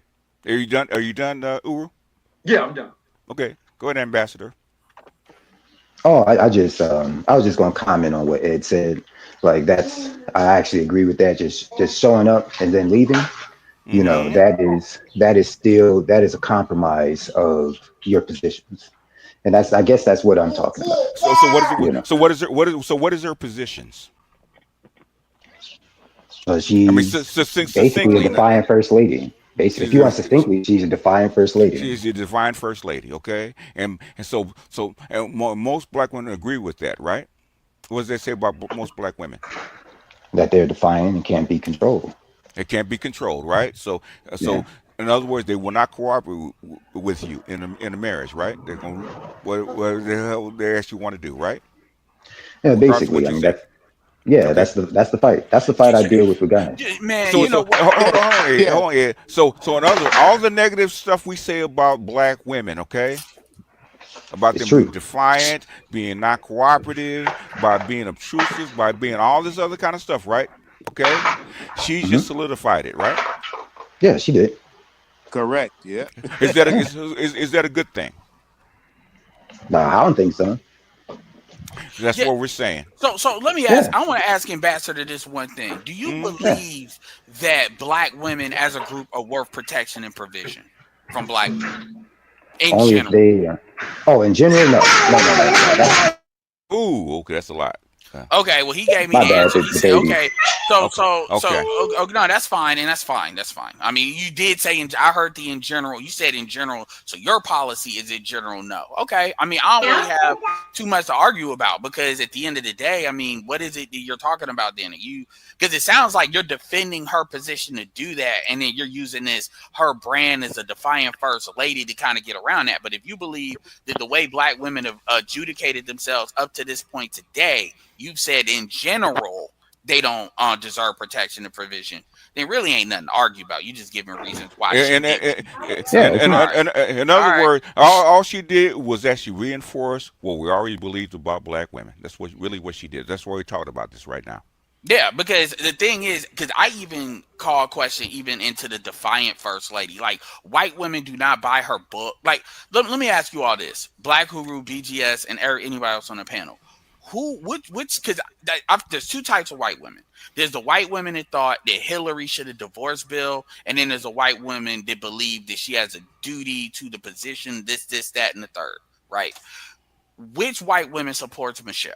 Is it the ones that really thought that she should get rid? She should have got rid of Bill, and they're living that through maybe what Michelle is doing, or is it the white women that they respect Michelle because she endured a lot, and they see inspiration in that, so they support her by buying her books and shit? Well, I don't know if there are many white women who would support what Michelle has done. I think prior to this incident, they admire what she was historically. Mm-hmm. They might admire her to some degree as kind of a she was kind of a perfect sort of thing in that, you get the defiance feminist thing, but she is married to this great man. So she was in a good sort of position, with them.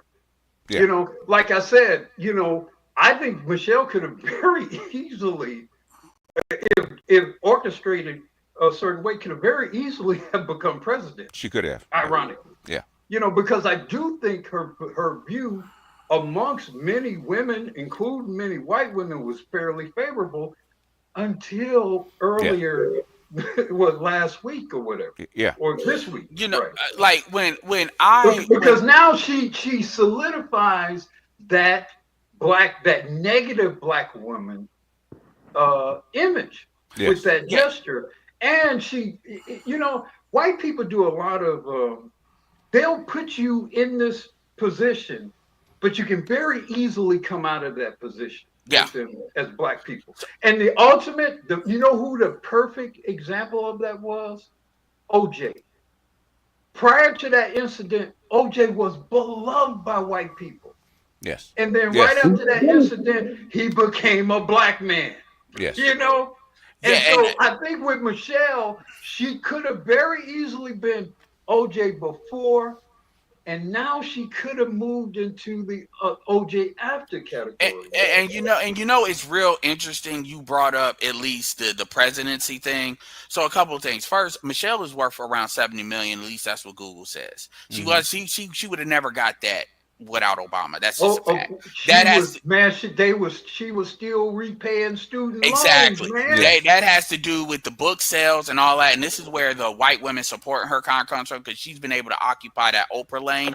I think people call it defiance. Well, at least it is defiance with what she did. But I think her reputation has been, this is a woman that's been able to find a balance between being a first lady without disrespecting Obama and having autonomy. So she's not completely in his shadow.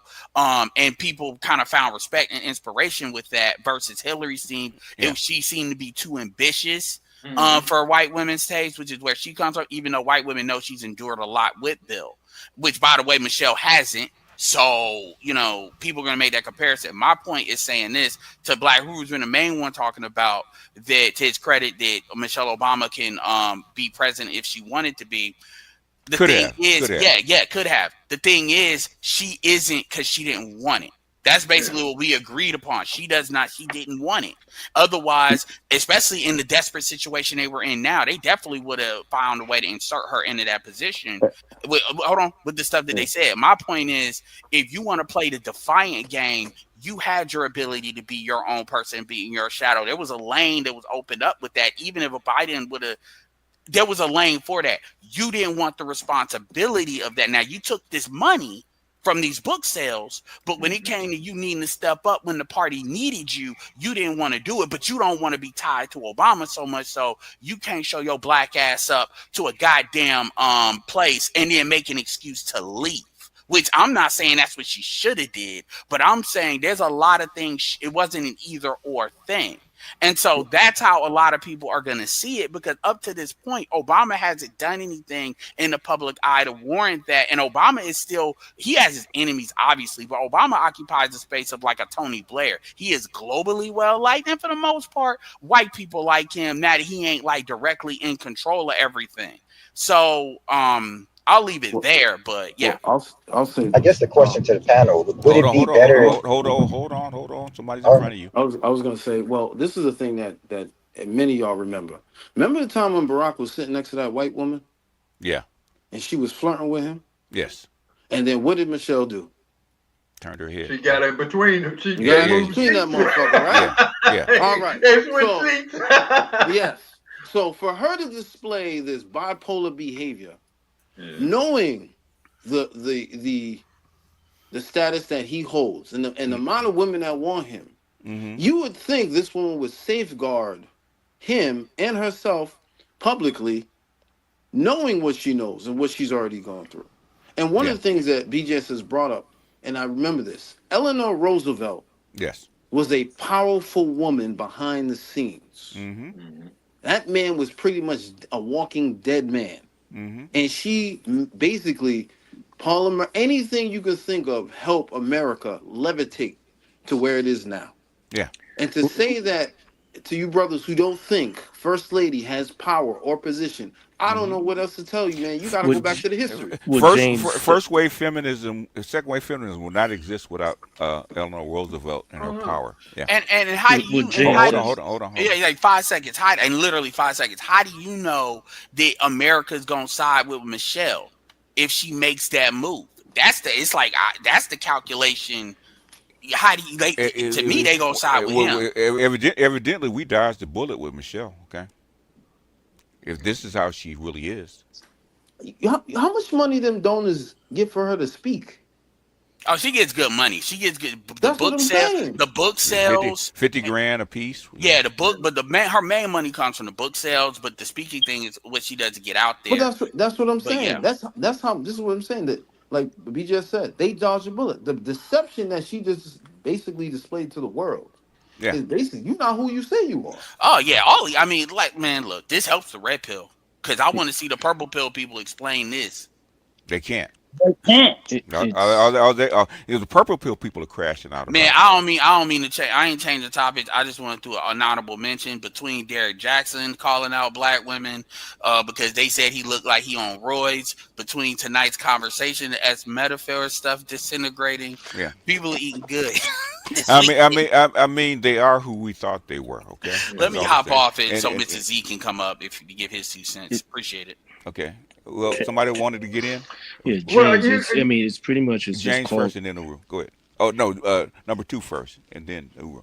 It's basically all it is really duty and lack of tact and class, and it's real simple. I mean, you can't be in a group or you can't be in any city or any area and think that you're gonna run stuff without support.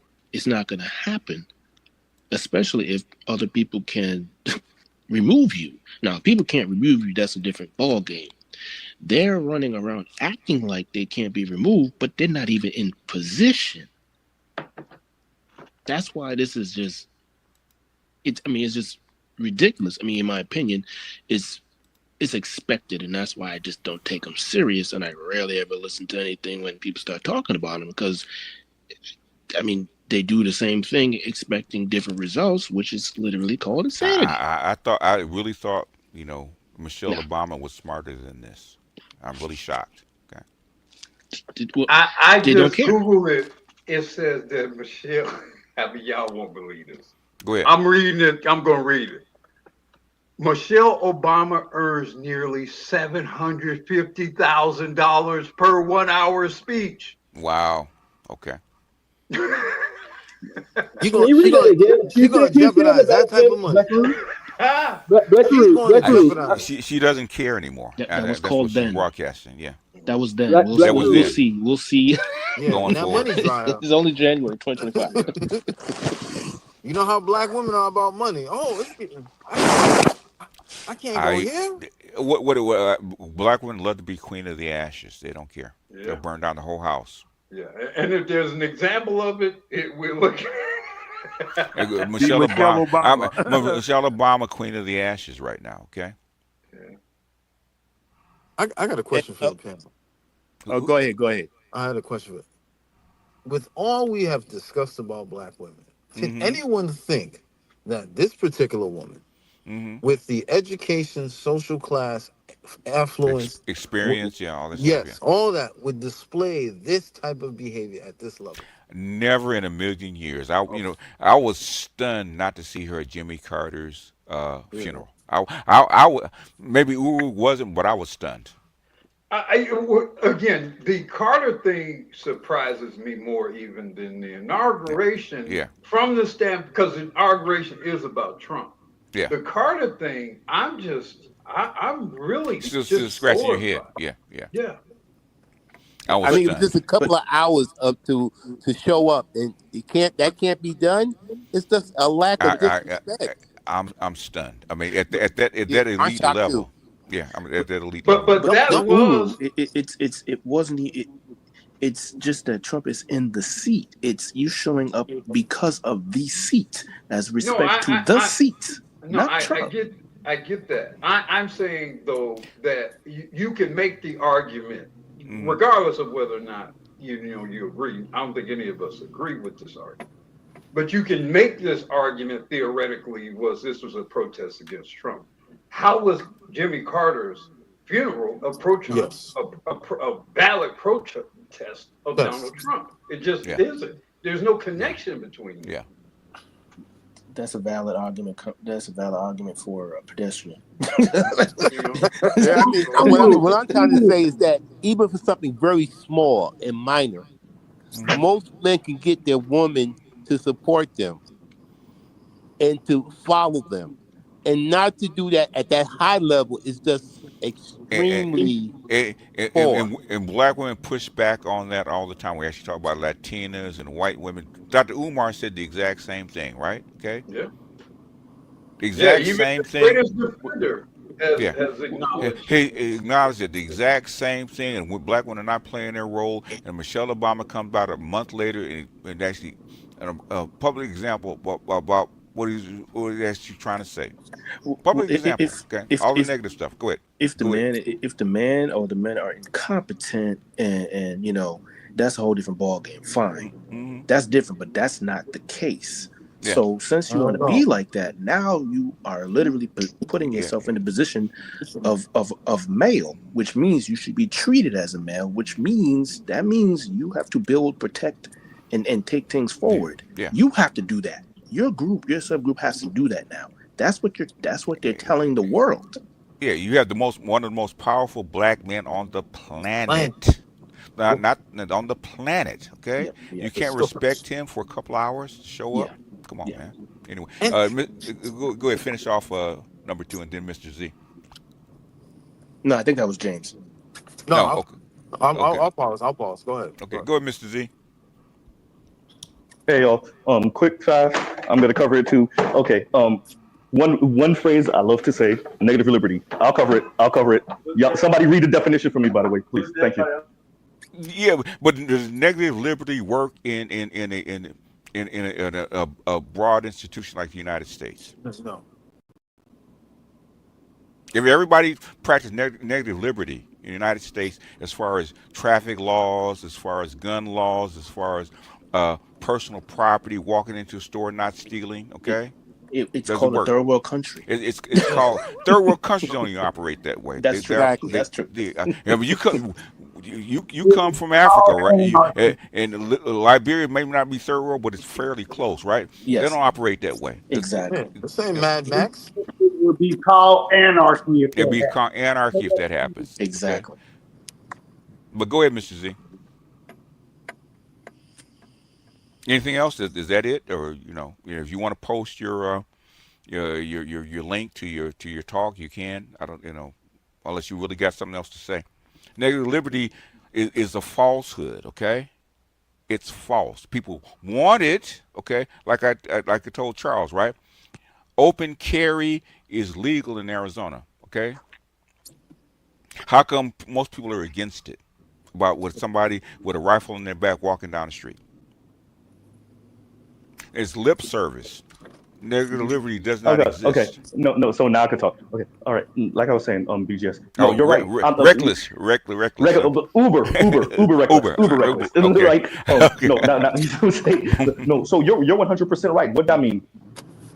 No, seriously, BGS, you're 100% right. What that mean? What I ask Ambassador is, what if men practice negative liberty toward their responsibility to their wife and children? Listen, sir, it's a double standard, sir. He said that. It's a double standard. Yeah, it's a double standard. So in other words, the gynocracy, we agree with it. Is that what you're saying? Oh no, you know I don't. But I'm saying, what yes. I'm saying, by upholding it and defending it, okay, you're agreeing with it. Yeah. First of all, do these brothers? You remember, BJS, like you say, we do advanced work over here. We do advanced work. Most of these brothers don't. The term I use, negative liberty, they don't know what that is. What you say, gynocracy, they don't know what that means. They don't even know what matriarchy is, right? Okay. So these are the people we're describing right now. And so what they see from reckless. But yeah, no. What you were speaking to the brother, yeah. What you were saying to the brother earlier. And he was like, he wouldn't be obligated. We have to be honest that we're in a place now with the Black community that people don't even understand obligation and they don't understand family. We got to just be honest about that. And clearly we know the women don't, but clearly the men don't either. We just have to be honest that they don't appreciate family and family obligation. Which is why I was telling Uru the gynocracy is not going to die. Okay, it's not dead. We have people still defending it. Well, Okay? one of the reasons why You have to but function in it. I just want to quickly. I think again. I think one of the reasons why I'm glad Trump got elected is I think it is going to force some real discussions about what duty really means in a community of people where women can no longer run to Uncle Sam and whatever for shit. And so that's where when you start talking about things like obligation and duty, those become more substantive verbs and nouns. Yes. I think I argued from a point of like being a husband in this situation. Look, I got prenuptial and postnuptial. We actually do this postnuptial almost every 3 years. You know, because I say it every time. As much as I lead this house and yada yada yada. You call those cops. What am I going to do about it? Quite honestly, what am I going to be able to do about that? You got two choices, right? You got two choices. You go with the cops and say this marriage is over. Okay. Right, but she has the ability to kick me out at any time. So I'm just acknowledging the system that we're in. Ambassador, let me read this real quick. Hold on a second. So why should any man sign up for this? Well, I mean, if you can't, first off, they're not. And second off, you know, most typical men are not going to be able, like when Did said was able to get the postnuptial. Most men aren't going to be able to do that. Most men won't even put the pressure on them and say, I'm going to put paperwork on you. So what message does it send to every other black man that's out there? What message does it send? Oh, you mean that? Yeah, I said that she's defiant and you can't control her. In other words, this is not a woman you actually get involved with, right? That's what message that it sends. Is that okay? Well, I mean, that's just a fact. I'm not saying so. That's just what it is. Is it okay? I don't think it's okay. No. Well, then it's not okay. So in other words, you're destroying your own community by doing this shit. But I guess I also I also think that black. No, I don't guess. I think that black men have this thing where they're not prepared to go against it. Like what we're saying, most men are trying to uphold the gynecology, but whether they even know what it is or not, they're defending it. So, you know, when I go on these marriage circles, I have to fight and drag the men to say, you can't, this is not your duty. You're not in an area, you're not in a patriarchal society. This is not your duty. You have to get her to buy in. In the last 80 years, where has that gotten you as a black man? What part? Nowhere. No. Most black men don't fight up against it. So when you say that, it's like, well, we have to acknowledge that 80%, 90%. Well, 80% is being nice. 90% of black men will not stand up against their wives, nor their women in general. Okay, then basically we're subservient to them. Well, yeah, until they, grab their balls and actually, put some paperwork down. No, don't go grab the balls. How many people how many men actually do that? None. That's the problem. None of them. So in other words, let me ask Ambassador a question. So then, what should Barack Obama do to Michelle? What would honestly be the manly thing for him to do? Man, I don't like to say people should leave their spouse because I'm not sleeping with you, but just say it, man. The state doesn't give you a lot of don't qualify it. Don't qualify it, just say it.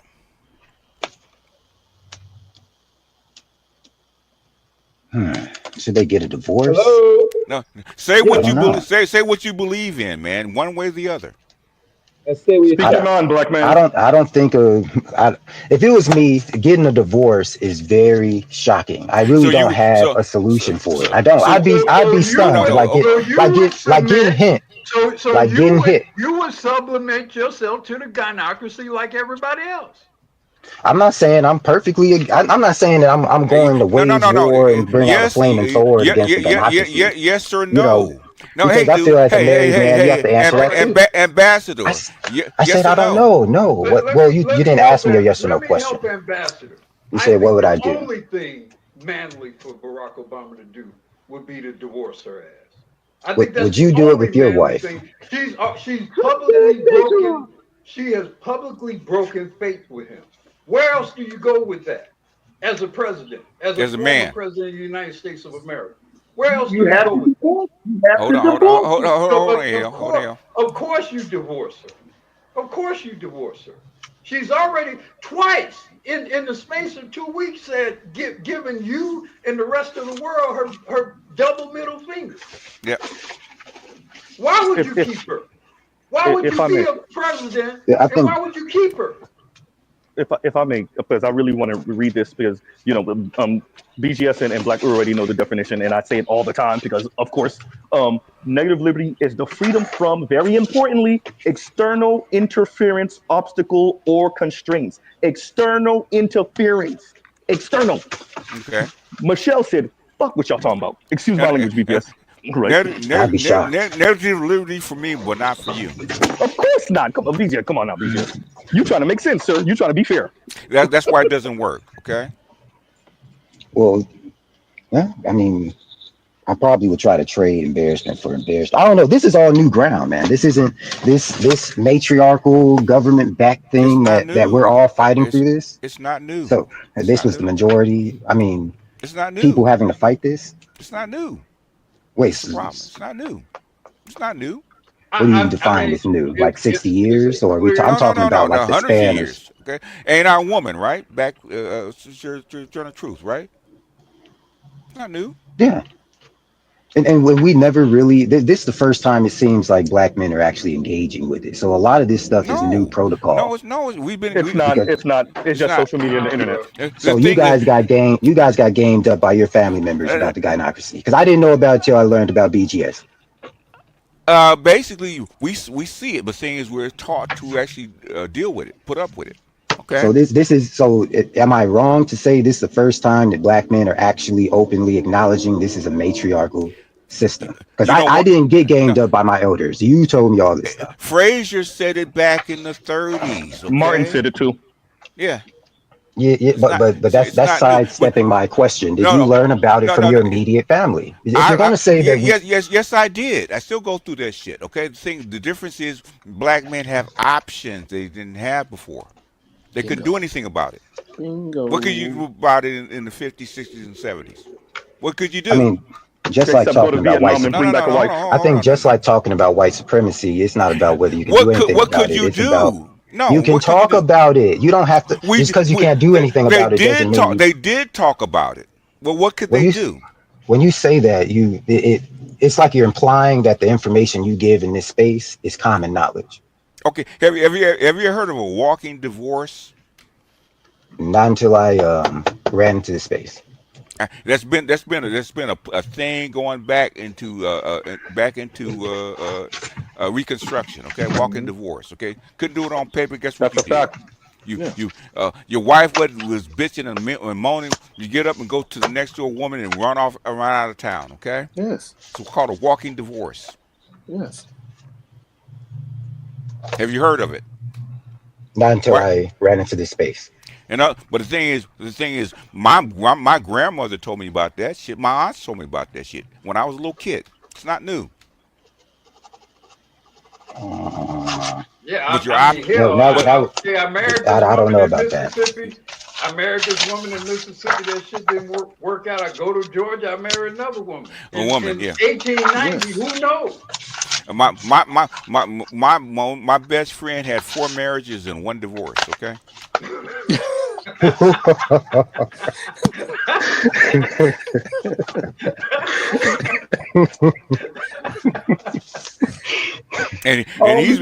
and my best friend.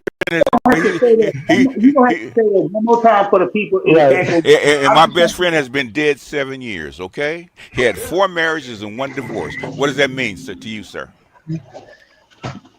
If I'm a young man just throwing away what I've learned from BGS, I would just be like, I wouldn't know what to say about that. I mean, like, okay, don't you? My first thought would be, don't you have to legally get a divorce to get another marriage? If I remember talking to my boomers, they probably say, well, you see, I did it, didn't I? I guess the answer. I think it's important that we ask this because something you said earlier to Black Uru, what did he do with his wife? I think something more important to ask you is, what would you say to your son? If you were I'd Barack, say if you your have, son was Barack, better yet, what would you say to him? I would say stuff like this, man. You have to settle this stuff, and whatever conversation y'all had before, she's gonna have to balance this out. But what it looks like to me, I don't know. I don't know Hold on, what it looks like. let me finish. I don't know. Because I deal with a lot of dudes who deal with very disrespectful women. So it's like I don't know what makes a dick hard, bro. But she's gonna have to balance this out. And this is why this shit keeps going. Okay. That's why I was getting ready to say this. You're right, BGS. The gynocracy will never die. It never expand because the men won't let it die. Okay. They won't let it die. Yeah. If you can't walk away, what does that say about you? Okay. There's something Uru would say before. You're walking away from your wife. You're walking away from your kids. You're walking away from your You're not walking away from the kids. She's not a wife. She doesn't respect you. Why? Right. But I mean, in my situation, when I was asked the question, I'd be walking away from my kids. So that's just bringing context to that. All right. So are you willing to take the L?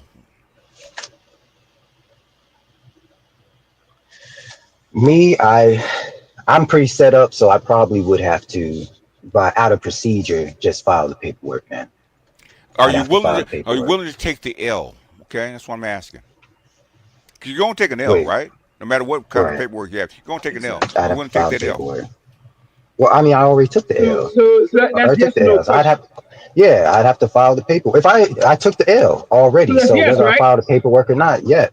I said yes, and I filed the paperwork. But if I filed the paperwork, then I still took the L. So my response after that is whatever I'm going to do. So in other words, Barack Obama should go ahead and take the L on Michelle, according to you. I think he should file the paperwork. Why not?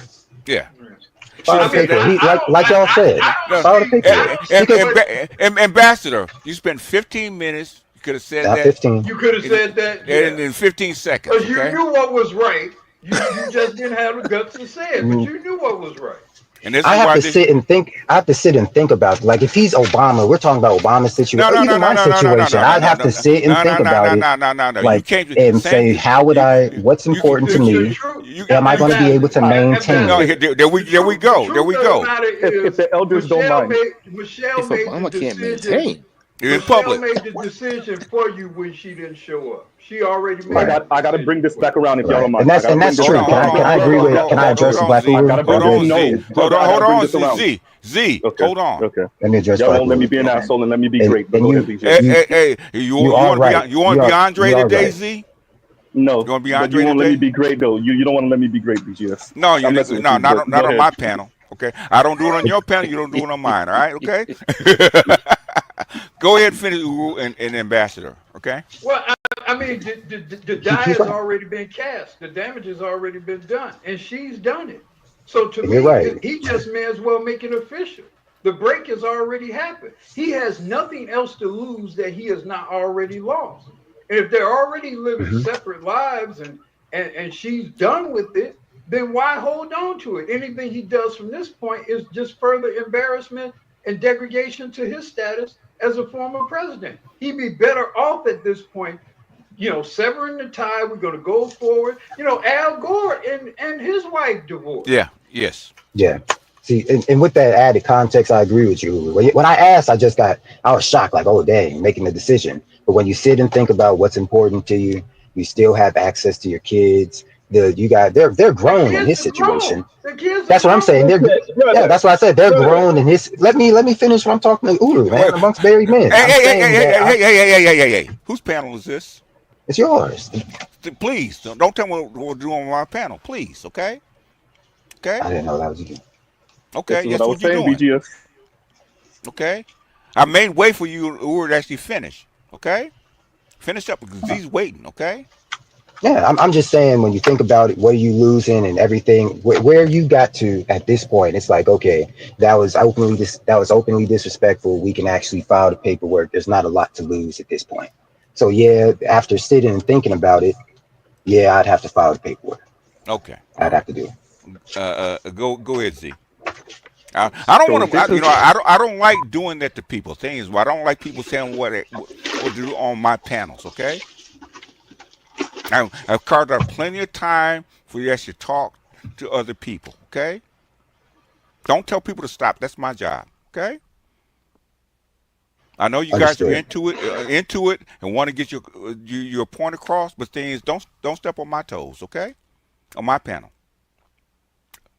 Go ahead, Z. I just stepped on Z about that. Good. Go ahead, Z. No, and thank you. And so this is what I want to stress. The reason why I said your son earlier, Ambassador, is because I needed to bring this all the way back around to our sons are watching. I'm not going to let another generation or two be sacrificed to the gynocracy. It's bigger than Barack and Michelle. It's bigger than that. What's the point of achieving great heights, especially as a black man who would prefer black women, if at the end of the day, you can be president of the United States of the world, the United States of the world, Freudian slip, United States of America, the really strongest is. nation, Yeah. Exactly, the strongest nation the world has ever known. What's the point of getting to that height if your woman, your yitch, won't submit herself to you and to that nation? What was the point then? Understand the larger context of what the boys, young black men are seeing. And then the fact that the rumors are ruminating, the rumors are all over the place about who he's with now, maybe, possibly. That says everything you need to know. Exactly. What was the point of you being this power couple if the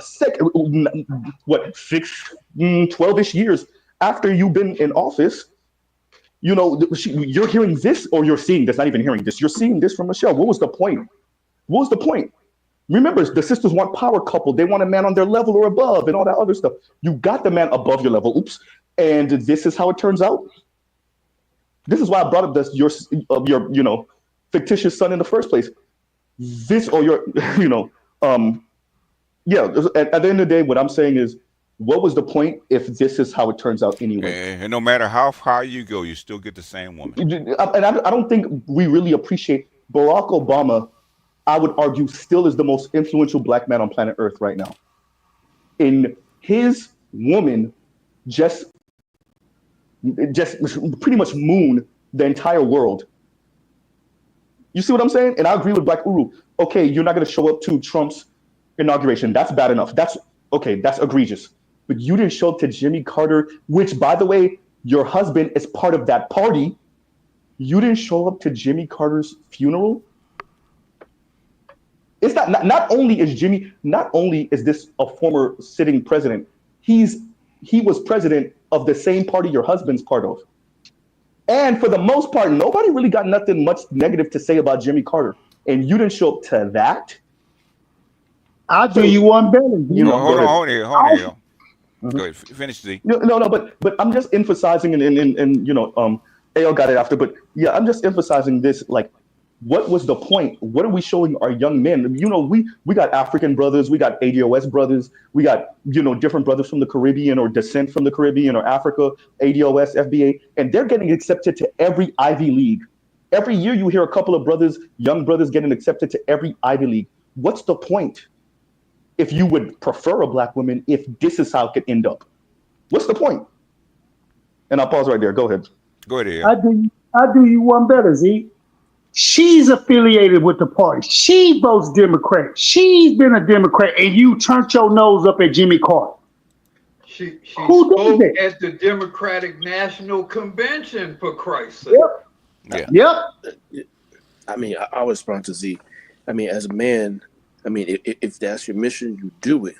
But with being competent, you do not allow that kind of woman into your life, period. And that's how you set precedents. That's how you set boundaries. That's how it trickles down, regardless of your class. You do not need to tolerate this type of person. Point blank, period. It's better to be alone. What does they say in the Bible? It's better for the man to be on the other side of I forget, I'm paraphrasing poorly. Better to on be top on of the roof or something like that. Yeah. That one. That's why they say that. That's why. With a quarrelsome woman, remember that, quarrelsome woman. Go ahead. Yes. So, but remember, we're not in those days anymore. Now we have the internet, we have all this other stuff, and there are other women. So if that's your mission, you can still do it. You do it with a woman who's worth it. Brother, let me end out with this because I'm about to jump off. And thank you for having me up, BGS. Shout out to the panel in the chat. There's a Armio Say Frimpong made us kind of blink and you'll miss it comment a few months ago about the fact that Tim Scott, Warnock, and Cory Booker, and even though we know questionable anyway, but still, all of them don't got no women officially. Okay. There's something to be said about our influential, powerful Black senators and well, senators in this case. The fact that none of them got no women. I'm just saying that we know that we could tell, at least that's public. I'm just saying they're Black women. Anyway, I'll end out right there. All right, thank you for having me on BGS.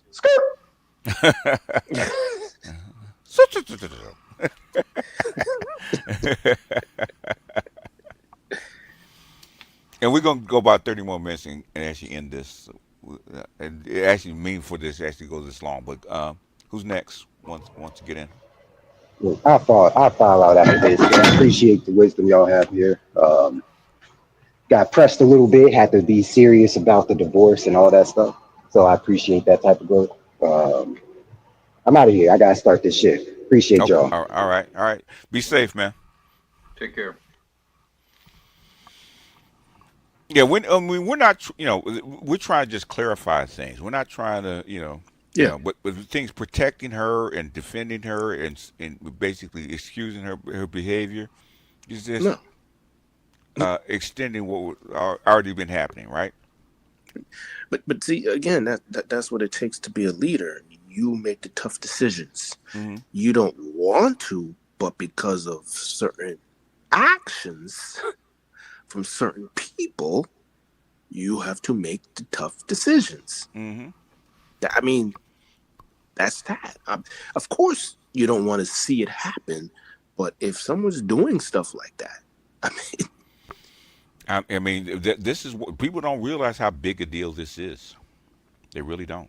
They don't realize how big a deal this actually is. I don't care. I don't care if it was the Bushes. I don't care if it was any other one. But for us, it's even worse because where we are stationed collectively, and that's what they don't seem to get.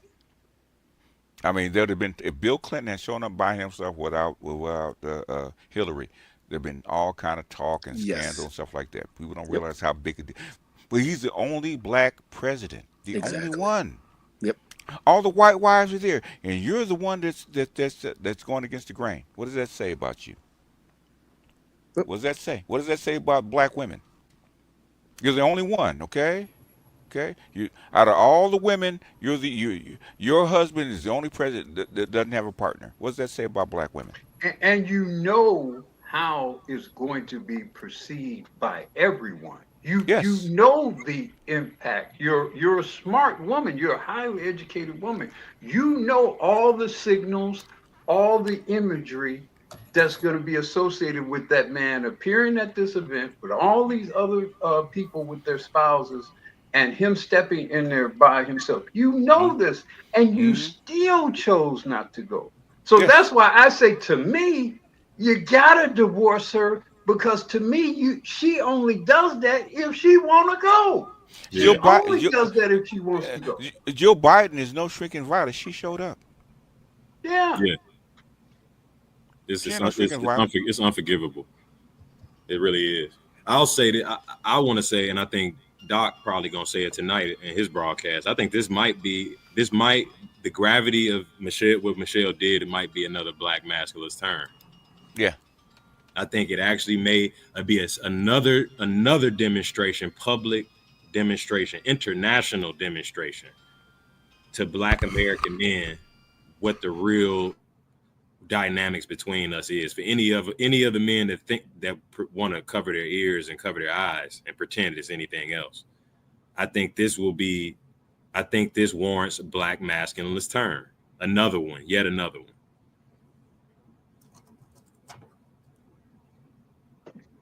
Global nuclear gynocracy. I actually agree with that. I think he's absolutely right. I think this is another turn, and I'm anxious to hear Dr. T talk about this. But it's and what gets me is some people just don't see it. That really bothers me. Some people just don't see it. When you have a society, a fallen society, and it has no rules and no standards and mores, and etiquette and chivalry, which we've lost all those things. This is what you have. You have the negative liberty. You have people cherry picking what works for them in this circumstances, but it don't work for them in that circumstances. I can make up this lie to justify, or I can make up this other lie to justify. There's no rules. There's no standards. Nobody holding anything to anybody. When the wife, the reason why I say you divorce her is you got to punish this. Yes. You Just like got bad to employee. punish It's this. like a bad employee. Yeah. See that? Okay, you've gone too far. This is an example of going too far. Yeah. Yeah. I mean, it's unforgivable. Yeah. And I don't think Barack will though. If he doesn't, it has something to say about him. Okay. Because I think he's picked the guy. I think he understands the matriarchal leaning of Black America, and he's picked that horse. What does that say about him then? Oh yeah, well, I think what he's gonna do is try to maneuver for her to pull the plug. Yeah. I think that's what he might. He seems slick enough to try to make that happen, because I think he definitely wants to get out. But I do think that there are some, how do I spin it? Will Barack Obama turn into Will Smith? I think this what she's did here with this last demonstration, not showing up to the inauguration and Jimmy Carter's funeral. She clearly, and like you just said, Uru, she's very aware of the optics. Yeah. From her, she's very aware. But she won't even give. I don't see her giving Barack the satisfaction of divorcing him, so he won't be a president. If she wants out, then he has to be a man up and take the L and give her a way out. Okay. Yeah. Go ahead and let her go. Okay. The emperor has no clothes. We got about 10 more minutes, guys. They want a man who has power and success, but don't want to play the role to maintain that power and success. Like I said, they want a man that's under them. Okay. Is it Dr. Tia San Johnson live in 15 minutes? You at 4:30, so we're gonna get out of here in a few minutes. And I disagree with that last statement. I don't think Black women at all ever want or expect Black men to have power or success. And they've said that. Yeah. They don't want. They don't. If only all Black men were powerful and successful, the gynocracy would bend the knee to a patriarchy. No, they're the whole gynocracy is built on the premise that Black men will never have power and success. I mean, Michelle, we're at table talking. Might as well. I mean, she'd probably go over, pretty well, because she kind of reminds me of the Smiths. Okay, where he's tolerating for a particular reason. So, BGS, do you think that do you think in some way that she thought this would not land bad? Because she knew it. She's not stupid. She knew it. That's why I say it's over, because there's no other way you can look at it but to say it's over. Yeah, I'm sure there's a whole bunch of people that counseled her against doing this kind of stuff, right? She not only did it once, she did it twice. Okay? I'll bet you there were people pleading with her. Please, please go. Once is an anomaly. Hold on, Al. Go ahead. Finish, Uru. No, I'm done. Okay, go ahead, Al. Once is an anomaly. Jimmy Carter missing their inauguration is a pattern. She has showed you her pattern. Period. Yeah. She doubled down on it, so that means she meant what she said the first time. Okay. Okay. Passport OG, you got a few minutes. Get out here in a minute. Just real quick. So she's from an Ivy League school, so she knows better than this. I would say that this is a terrible, terrible look for all of those divester chicks that are talking about they're going to date out. Oh my gosh, they should be calling this out. You know what that white mother's going to say when they bring that Black woman home? She's going to freak out. You're not going to make Michelle Obama my son. Yeah, that's exactly what she's going to say. Like, they really should be calling her to the task as Black women, because this is a bad look. But they agree with it, just like they watch Ratchet TV and whatever Tyler Perry's putting out. They actually agree with this shit. Yeah, within the gynocracy, like, Black women is doubling. They love her even more for wrecking her own reputation and behind embarrassing the Black man. Yeah. So what are Black men gonna do? That's the issue. That's why Ambassador kind of excusing this and stuff like that troubles me. Okay, it troubles me. It really does. Well, I think that's a programmed response because I mean, in the black community, that's what troubles me. Okay. Yeah, I mean, she's sacrosanct. I mean, she's more holy almost than Obama is, to be honest with you. Yeah, yeah. I mean, this is a blatant, and you still excuse it and try to say, well, maybe this, that, or third. You got to put it in context. Okay, that troubles me. Okay. Well, I shot him in the head because I got to understand what I was going through at the time, how I was feeling. Okay. like what's his name? Luigi, right? Okay. You know what I was going through, what I felt. Okay, well, that's fine. The thing is, you're still a murderer, sir. Is it okay for everybody else to do it?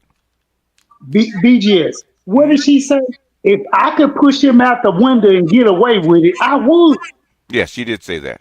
She did Well, say that. that put you know, a lot of that kind of stuff. I'm glad you mentioned that, AL, because what it says is all these slights that were presented as her simply making fun of him. Oh no, she was serious about all of it. Yeah. Hell yeah. Yeah. That she really resented him, still resents him. Obviously, she begrudges him. And you know, she would talk about how she resented the fact that he would spend a lot of time away from home, and in the evening he wouldn't help with the children. Bitch, he was doing the stuff he had to do to make the contacts and make the bones to become president of the United States. Black Guru. A man who becomes president of the United States does not come home every night at 6 p.m. for dinner. That dude don't become president.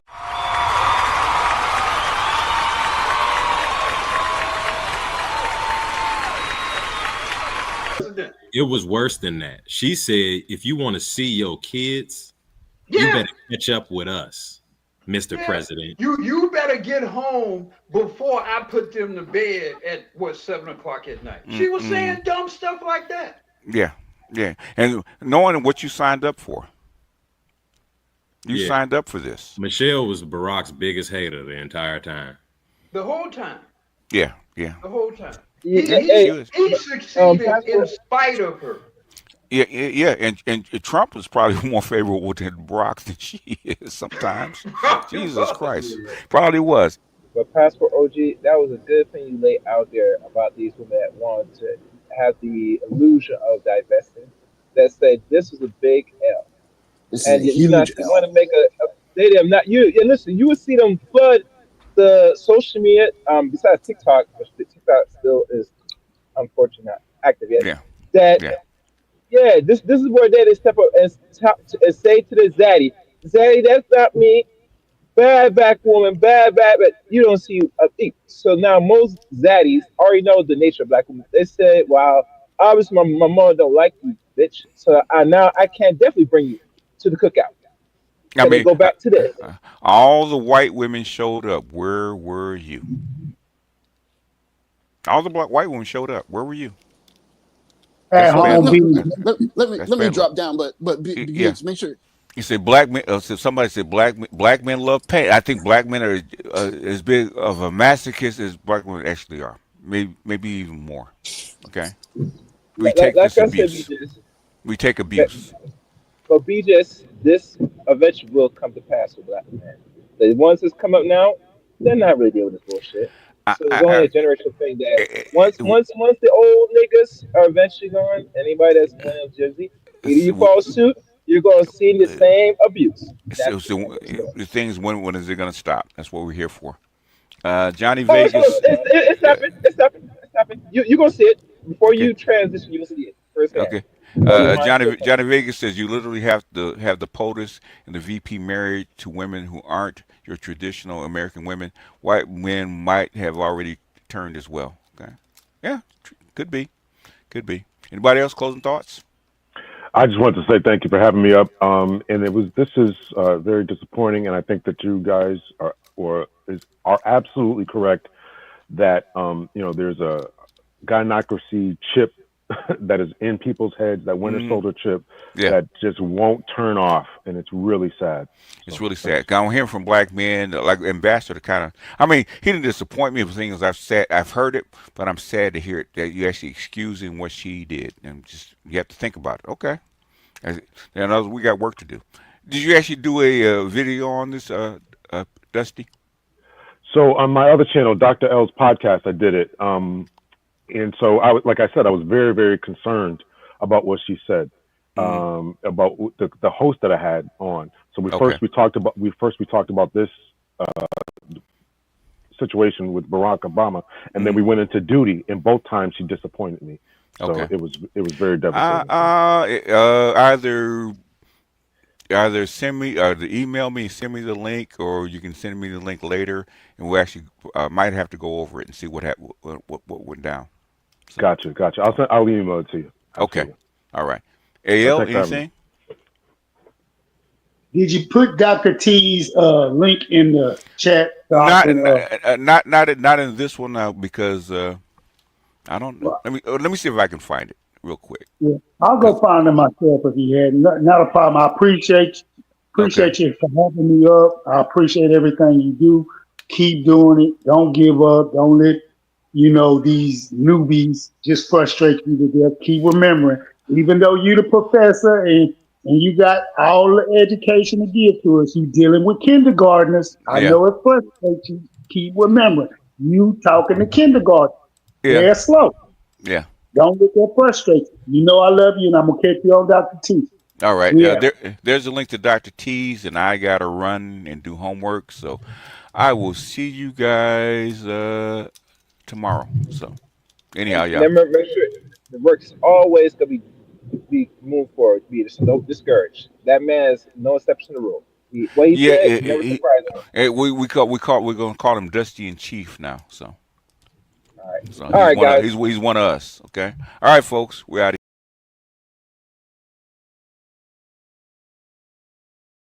here. Yeah. What you saw there, how does that machine work? The tug off, the tug off machine. What was that? You don't want to know. Yes, that's what you saw. What you thought you saw. That was a game. You buy a device, and then two people compete at wanking off two rubber dicks. And how does it end? That's exactly what it is. It ends with the solution coming out. Don't ask me how I know that. I wasn't familiar with this party toy. Thank you for enlightening me. Yes, that's exactly what you thought it was. And that woman, she's a feminist. She's a staunch feminist, and she said that the passport bros, black men, were sex traffickers. Now, what you saw on the other side of the screen were black women, both in the United States at sucking paint parties and overseas in Jamaica. Jamaica's whoa. Suck and paint? Yes. So I get the suck part. What's the paint part? Okay, so are you familiar with so over here in the United States they have what's known as SIP, SIP, sip and paint parties. Like you sip. Oh, yeah. I've actually been to that, and I was at that in Santa Barbara once. Paint party. So what happens is the ladies get together, and there's a bowl of fruit, and the ladies will paint a bowl of fruit and sip wine. Yeah. What happens in Black America are the black women are having exotic sip and paint parties, or what I like to call suck and paint, for the obvious reason. You can kind of get the idea where that's going there. Yep. Big. Juicy. And what happens are the guys, they get sexy guys who are like Magic Mike, stripper types, and they're supposed, the artful nude you're supposed to do. Well, there's a lot more going on there than artful nude. Okay, as you saw in I was also not familiar with suck and paint. Thank you for introducing me to these suck and paint party. New phenomena. So they have those, but that's what they're doing. And I talked to lawyers about this. What they're doing is soliciting. That's prostitution. They're soliciting. They're performing sexual acts that are against, and serving alcoholic beverages which in the United States, if you do something like that, that's against the law. You're supposed to have a liquor license. And you're supposed to be zoned for that. You're not supposed to be doing that in your house and that sort of thing. My point was, if we're going to talk about sex trafficking, ladies, you got a whole lot of sex trafficking going on here. The Jamaican government, I was just on the show with my brother Andre Spence. He does work with Passport Bros. And he told me that the Jamaican government, the situation has gotten so bad that the Jamaican government has had to step in. They got a big crane and took all of the rafts out of the river, okay? Because Black American women were going to Jamaica to get their behinds rubbed on these rafts, these raft trips by Jamaican men, but they were not permitted to do that. Okay, they were doing that against the law. So the Jamaican government had to come in and get all these rafts out of the river. Okay, don't forget we're going to talk about who's breaking the law, who's doing all this stuff. It's a lot of these women doing this stuff both at home and abroad. I got guys, Professor Larson, who work in the financial technology industry. They see bills coming in from credit cards and stuff like that. And they and the guys have told me in confidence, I can't tell who their names are. They sent me documents where I could see it. They say, listen, Mumia, these are the documents I'm getting from charges from guys' credit card bill. And they say, wait a minute, who? I didn't pay for this. I didn't pay for this party, this exotic sip and paint party. Who paying for this? Come to find out, it's wives, in some cases, girlfriends, who are getting these tickets to these exotic sip and paint parties charged on their husband's credit card charge, and they would come back and these guys would see this and they would, what the hell's going on here? This is what's going on. Now, I don't know about Norway, but this is what's going on over here in the United States. And that lady that I just showed you, she's got the gall to suggest that the Passport Bros are doing something like this. I've known Passport Bros for a better part of 10 years. I have never seen what you just saw on that tape. Never, ever. I've never seen anything like that. Your response. And I'm looking at your face, watching this stuff. You see what's going on here, Professor Larson. I mean, come on. We as we've talked about, we have become wonderfully free. We have created the first free women in human history, and now we're seeing how free markets play out. And I'm a big fan of free markets, so it would be wonderful if we could keep those also in the future, I think. But there are some issues with this because it's very novel, and we have to figure out how to perhaps do things a little bit differently.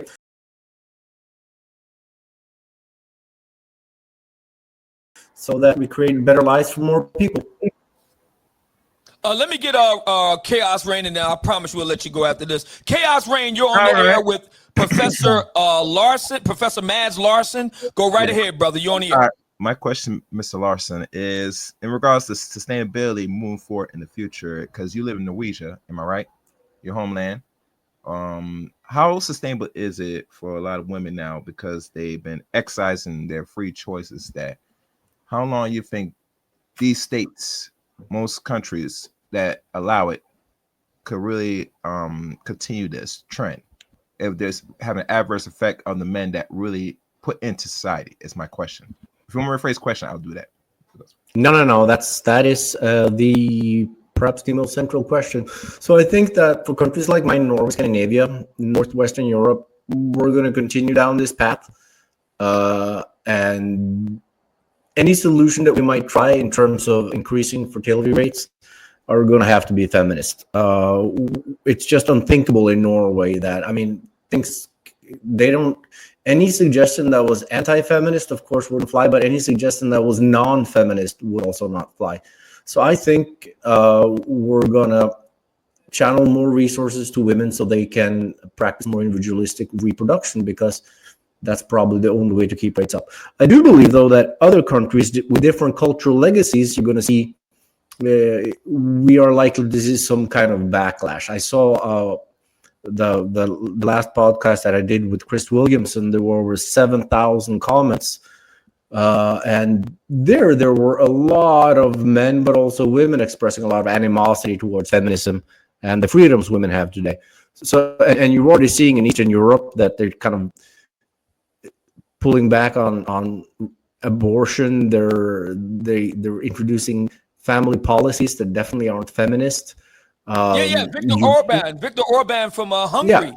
He instituted a policy that if women were willing to have children, they get married, they have children, he would abolish all their taxes for life. Yeah. And you could interpret perhaps that is an influence that explains the American reversal on abortion. And in more masculinist countries, if that is the right term, I think you will see some kind of backlash. I mean, the trend that talks about trad wives, etc. There's a lot of things in motion. So, but that any countries will just flat out in a short period of time take women's freedoms away and lock them back into the kitchen, I don't think that is the threat. But some countries will move in that direction. While me being a Scandinavian, my social democratic feminist programming is very strong. I certainly do not view that as positive. But the way these challenges work, we're in a transitional period. We have cultural diversity, which works like genetic diversity. That we have many different cultures with different norms and values means that we will experiment with different solutions, and we will see what will work. So yeah, some countries will go in the direction of restricting women's freedoms. I think that's likely, and other countries like Norway will go in the opposite direction, and hopefully something will work. And it will be exciting to see. We live in very exciting times. So that's a very central and good question, Chaos Rain. Professor Larson, you've been very, very kind with your time. Way, very, very kind with your time. Thank you so much for taking the time out today out of your very busy schedule. I know you're very busy with your research and work. What is your next project as you leave us? What is your next project? What's the future hold for Professor Mads Larson? Now I'm part of a research group. We're a bunch of evolutionary scholars who specialize on mating from across the world. You might have heard of some of them. And we are applying for research fund. We want to start a large multi-year project and try to find out what might be done to increase fertility rates, how we can avoid that our nations steer towards self-eradication. And we especially want to look at the reproductive psychology of women, which has been understudied, male reproductive psychology, and something called the young male syndrome, how men act in their younger years when they're trying to attract a mate and how they later settle down. That's been studied a lot, but we don't know much. It's been very under-researched how women go through a similar maturation process in their 20s. So we want to learn more about female reproductive psychology and see if there are any insights there that can inform policy choices in the future that can make more people pair bond and have children. Professor Mads Larson, it's been a wonderful time with you. I got to read your book and then have you come back to discuss that. And what, if any, if by then, hopefully, maybe a couple months from now, 6 months from now, something like that, maybe the group that you're working with, maybe y'all guys can get some things going, something like that later on this year, maybe after the conclave in September, have you come on back. And I'd love to do that. Where we left off. Yeah. Can I pitch the book to your, your viewers? Please go right ahead. The book is open access, so you can download it for free. It's called, the main title is Stories of Love from Vikings to Tinder. And if you go to Taylor and Francis's website, you can just download the PDF version there and see if you find anything of interest. I will make sure that all of that will be included in the comment section for the replay today. Professor Mads Larson, thanks you so much. I will remain in touch with you. We'll keep in contact. I don't consider myself a evolutionary psychologist. I'm more of a interested gentleman scholar, I guess you could say. Thank you so much. I deeply appreciate it. Thank you so much for the interview. I really enjoyed our talk. You have a great day, okay? You too. Bye-bye, everyone. Bye-bye. Ladies and gentlemen, that was Professor Mads Larson, and we're gonna chop it up for the rest of the hour. Anybody that wants to join in, the link is pinned at the top. Anybody wants to chime in and let me know what you think of the discussion? It's popcorn style. feel free to jump off the mic and have at it. Anybody wants to jump in, feel free. Yeah, man. Everybody come up, man. This is a very good live stream, man. I got to catch replay of this, man. I didn't think you do it, old man, but you got Mr. Larson in the building, man. I tell you, deliver, man. What you say you're going to do? You're about, look, yep, salute.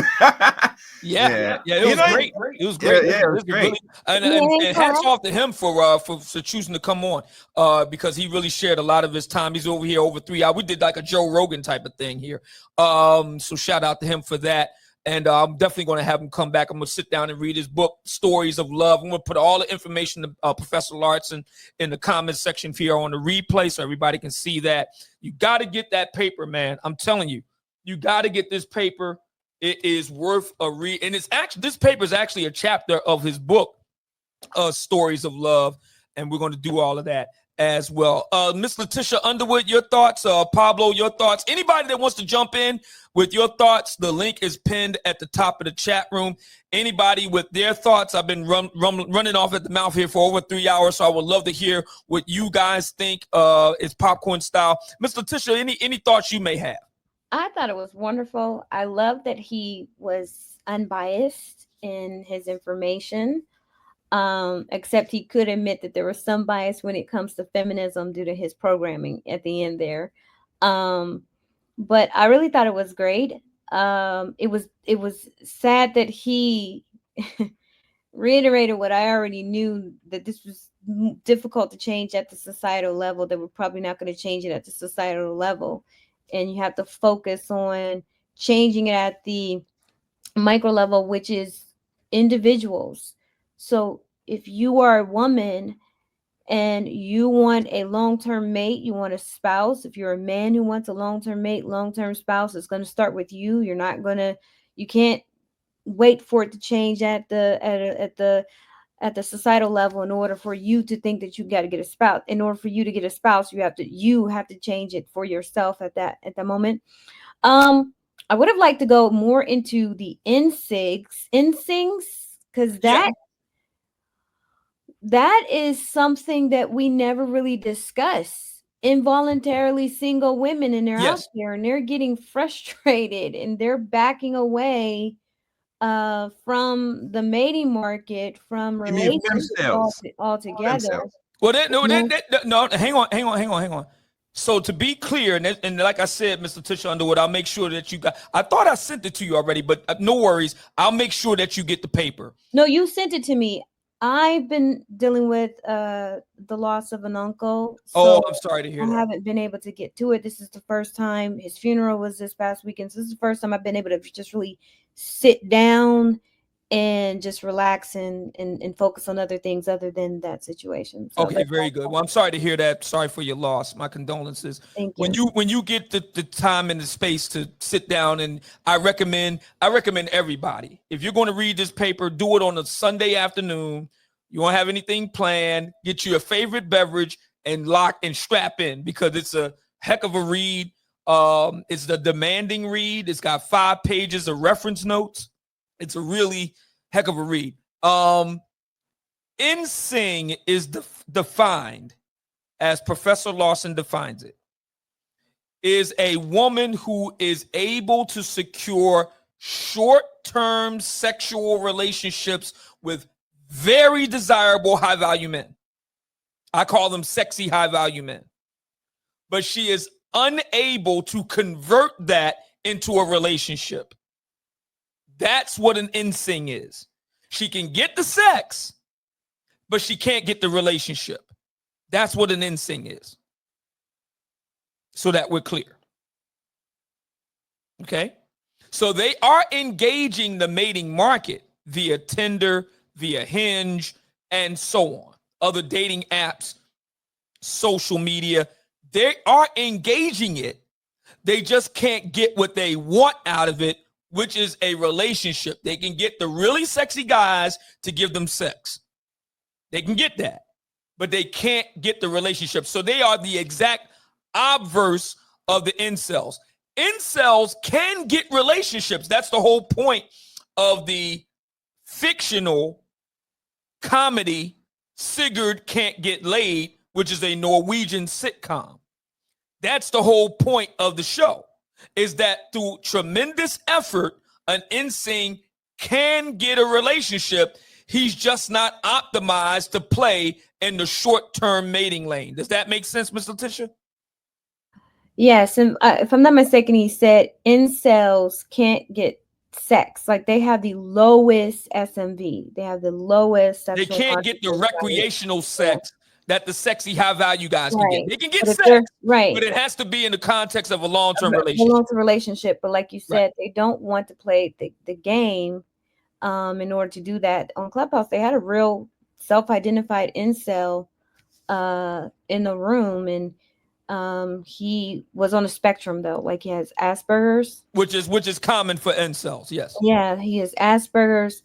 So just the women that he could get sex with, he said they're very, very unattractive women. Right. He said they were fat, obese women, weird women, extremely socially awkward women like him, you know, and he just wasn't attracted to them. He didn't see himself as weird or socially awkward. He just saw himself as a regular guy, but he has ADHD and Asperger's, and so he didn't feel like he should. Or by definition, he wouldn't be a normie. Right. So, but he felt like he shouldn't have to get women at the bottom of the barrel. Well, he doesn't have to. I mean, and that's the reason that was so fascinating about the paper that Professor Mads Larson wrote, is that in so many ways the NSYNC, and it's not correct to call them femcells. That's not correct. It's not correct because they are not wanting for sex. They're wanting for a relationship, so it's better to call them NSYNCs, not femcells. Right. So you'll They are the mirror image of the incel.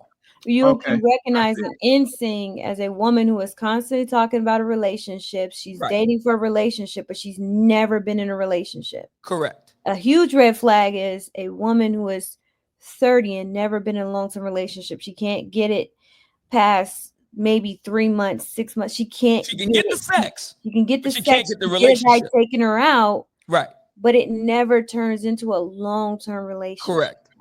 Now, in Black America, and the reason why I brought Professor Mads Larson on was to prove this point, that what's going on in Black America, while it does have its peculiarities and particularities and its cultural quirks, is not unique.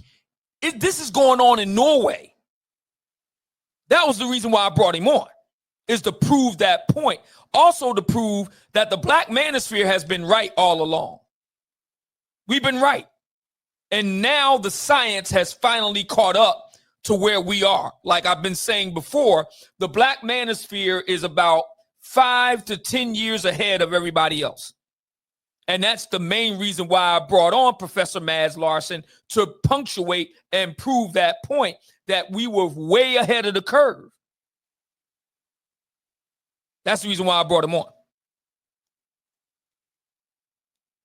to prove that point, that we were right all along. We were right. All of our major talking points, and I wrote them down: the 80-20 rule, the alpha fucks, beta bucks, the cock carousel, select fuck boys, body count, women control sex, men control relationships, pump and dump, 49ers disease, hypergamy, monkey branching, the cleanup man. All of these things that we talked about have been borne out in Professor Mads Larson's paper right here. Every last one of our talking points is validated in his paper. Every single one. So again, Miss Letitia Underwood and anybody else, I'm gonna make this paper, and I'm gonna make Professor Mads Larson's book available for everybody on the replay. It will be in the first comment pinned. As a matter of fact, Chaos Reign, would you be so kind as to do the timestamps for today's show, good sir? I'll do it. I had to go listen. Thank you so much for that. Yeah, we're going to have all that information for everybody on the replay here in the comment section. In the replay, make sure everybody get this paper as well as Mads Larson's book. That's I would consider Professor Mads Larson, Letitia Underwood, because I know you and I are a big fan of Professor David Buss, The Evolution of Desire. I would consider Professor Mads Larson on par with Professor David M. Buss. He's that important. His work is that important. And I've never said that about anybody. I've never even thought about comparing anybody to Buss. But if I had to say that somebody's on par with Buss, it would be Professor Maz Larson. Well, I agree, because he's expounding on what Dr. David Buss has originally started on, and he is now, as he said, he is looking into how to correct the infertility rate, right? Their low birth rate that's happening like that. In order for us to continue, society has to continue. People have to come together and procreate. Now, you don't want them just willy-nilly procreating, because that's how we got here to begin with, because people are procreating irresponsibly, creating single-parent households. And now they got to the point where that was so devastating and traumatizing that they just decide, I'm not going to procreate. We're not going to procreate because I don't want to end up in that situation. But something has to happen. And especially in the Black community, our rates are stagnant. I think since they've been doing how many people are in each demographic, we've only moved 2 percentage points. So we are only now at 14% of the population when we should be much higher.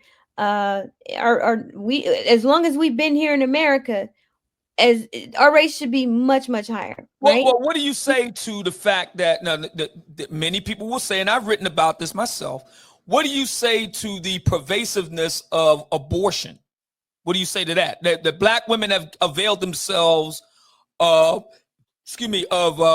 almost 20 million abortions between 1973 and 2022. What do you say about that? Well, that's a huge problem. That's part of the reason why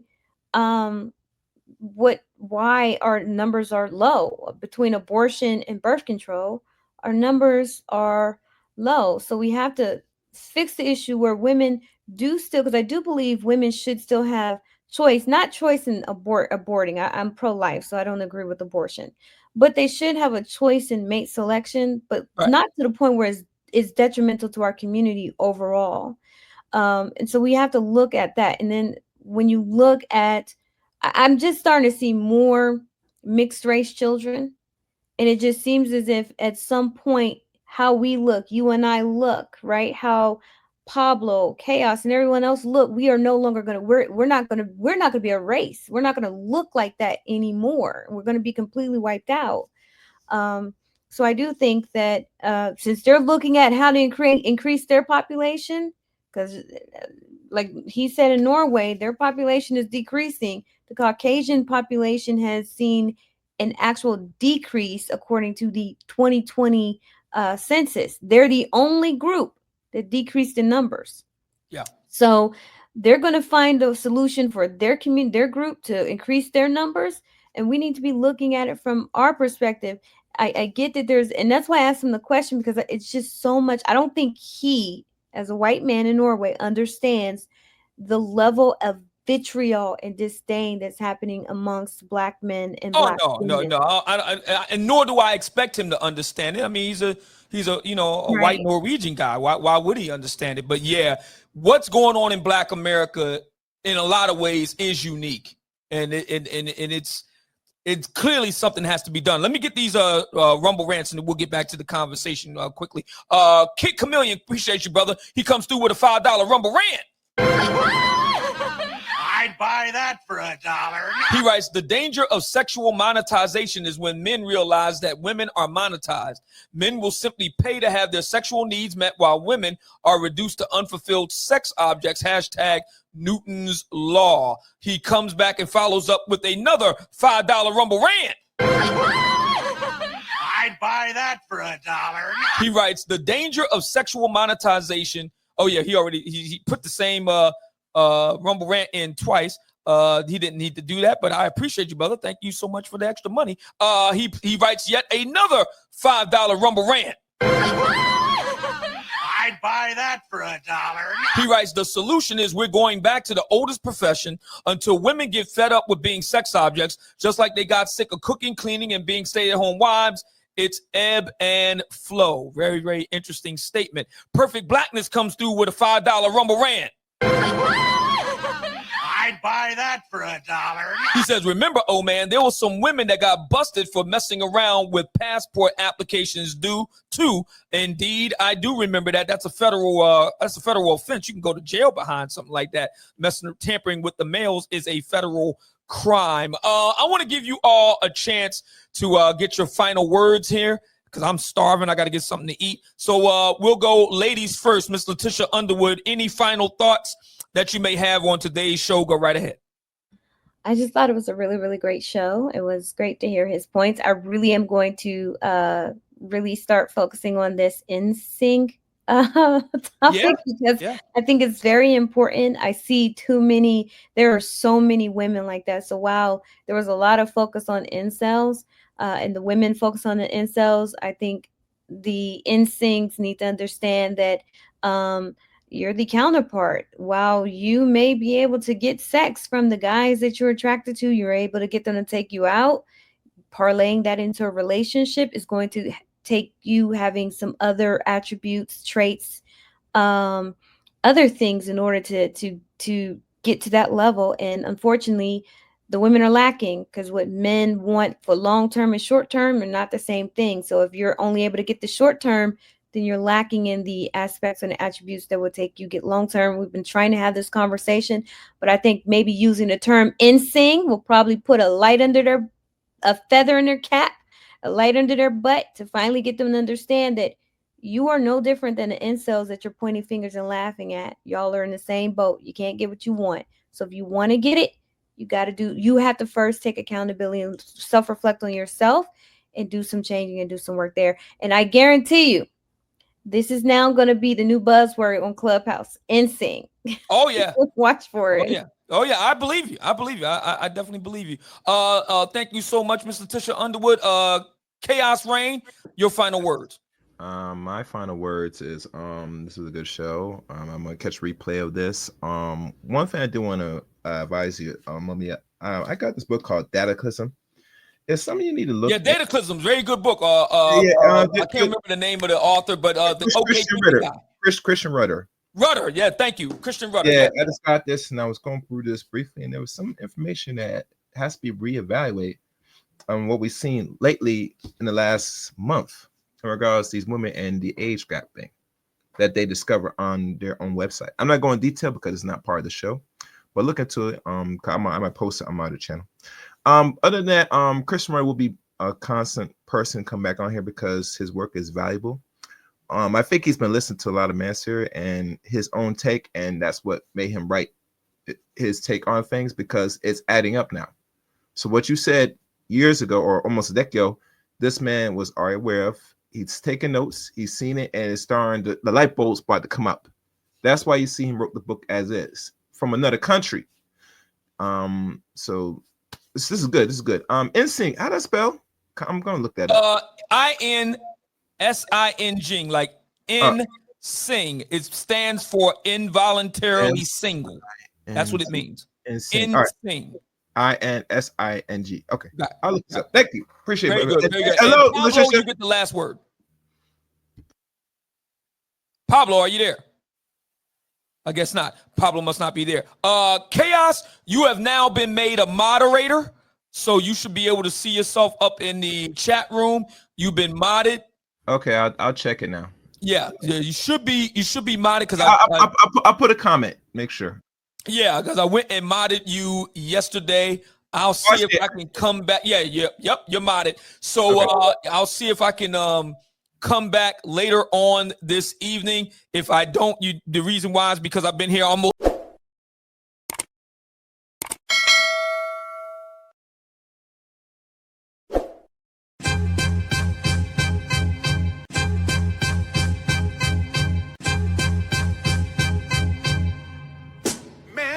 All you hoes, you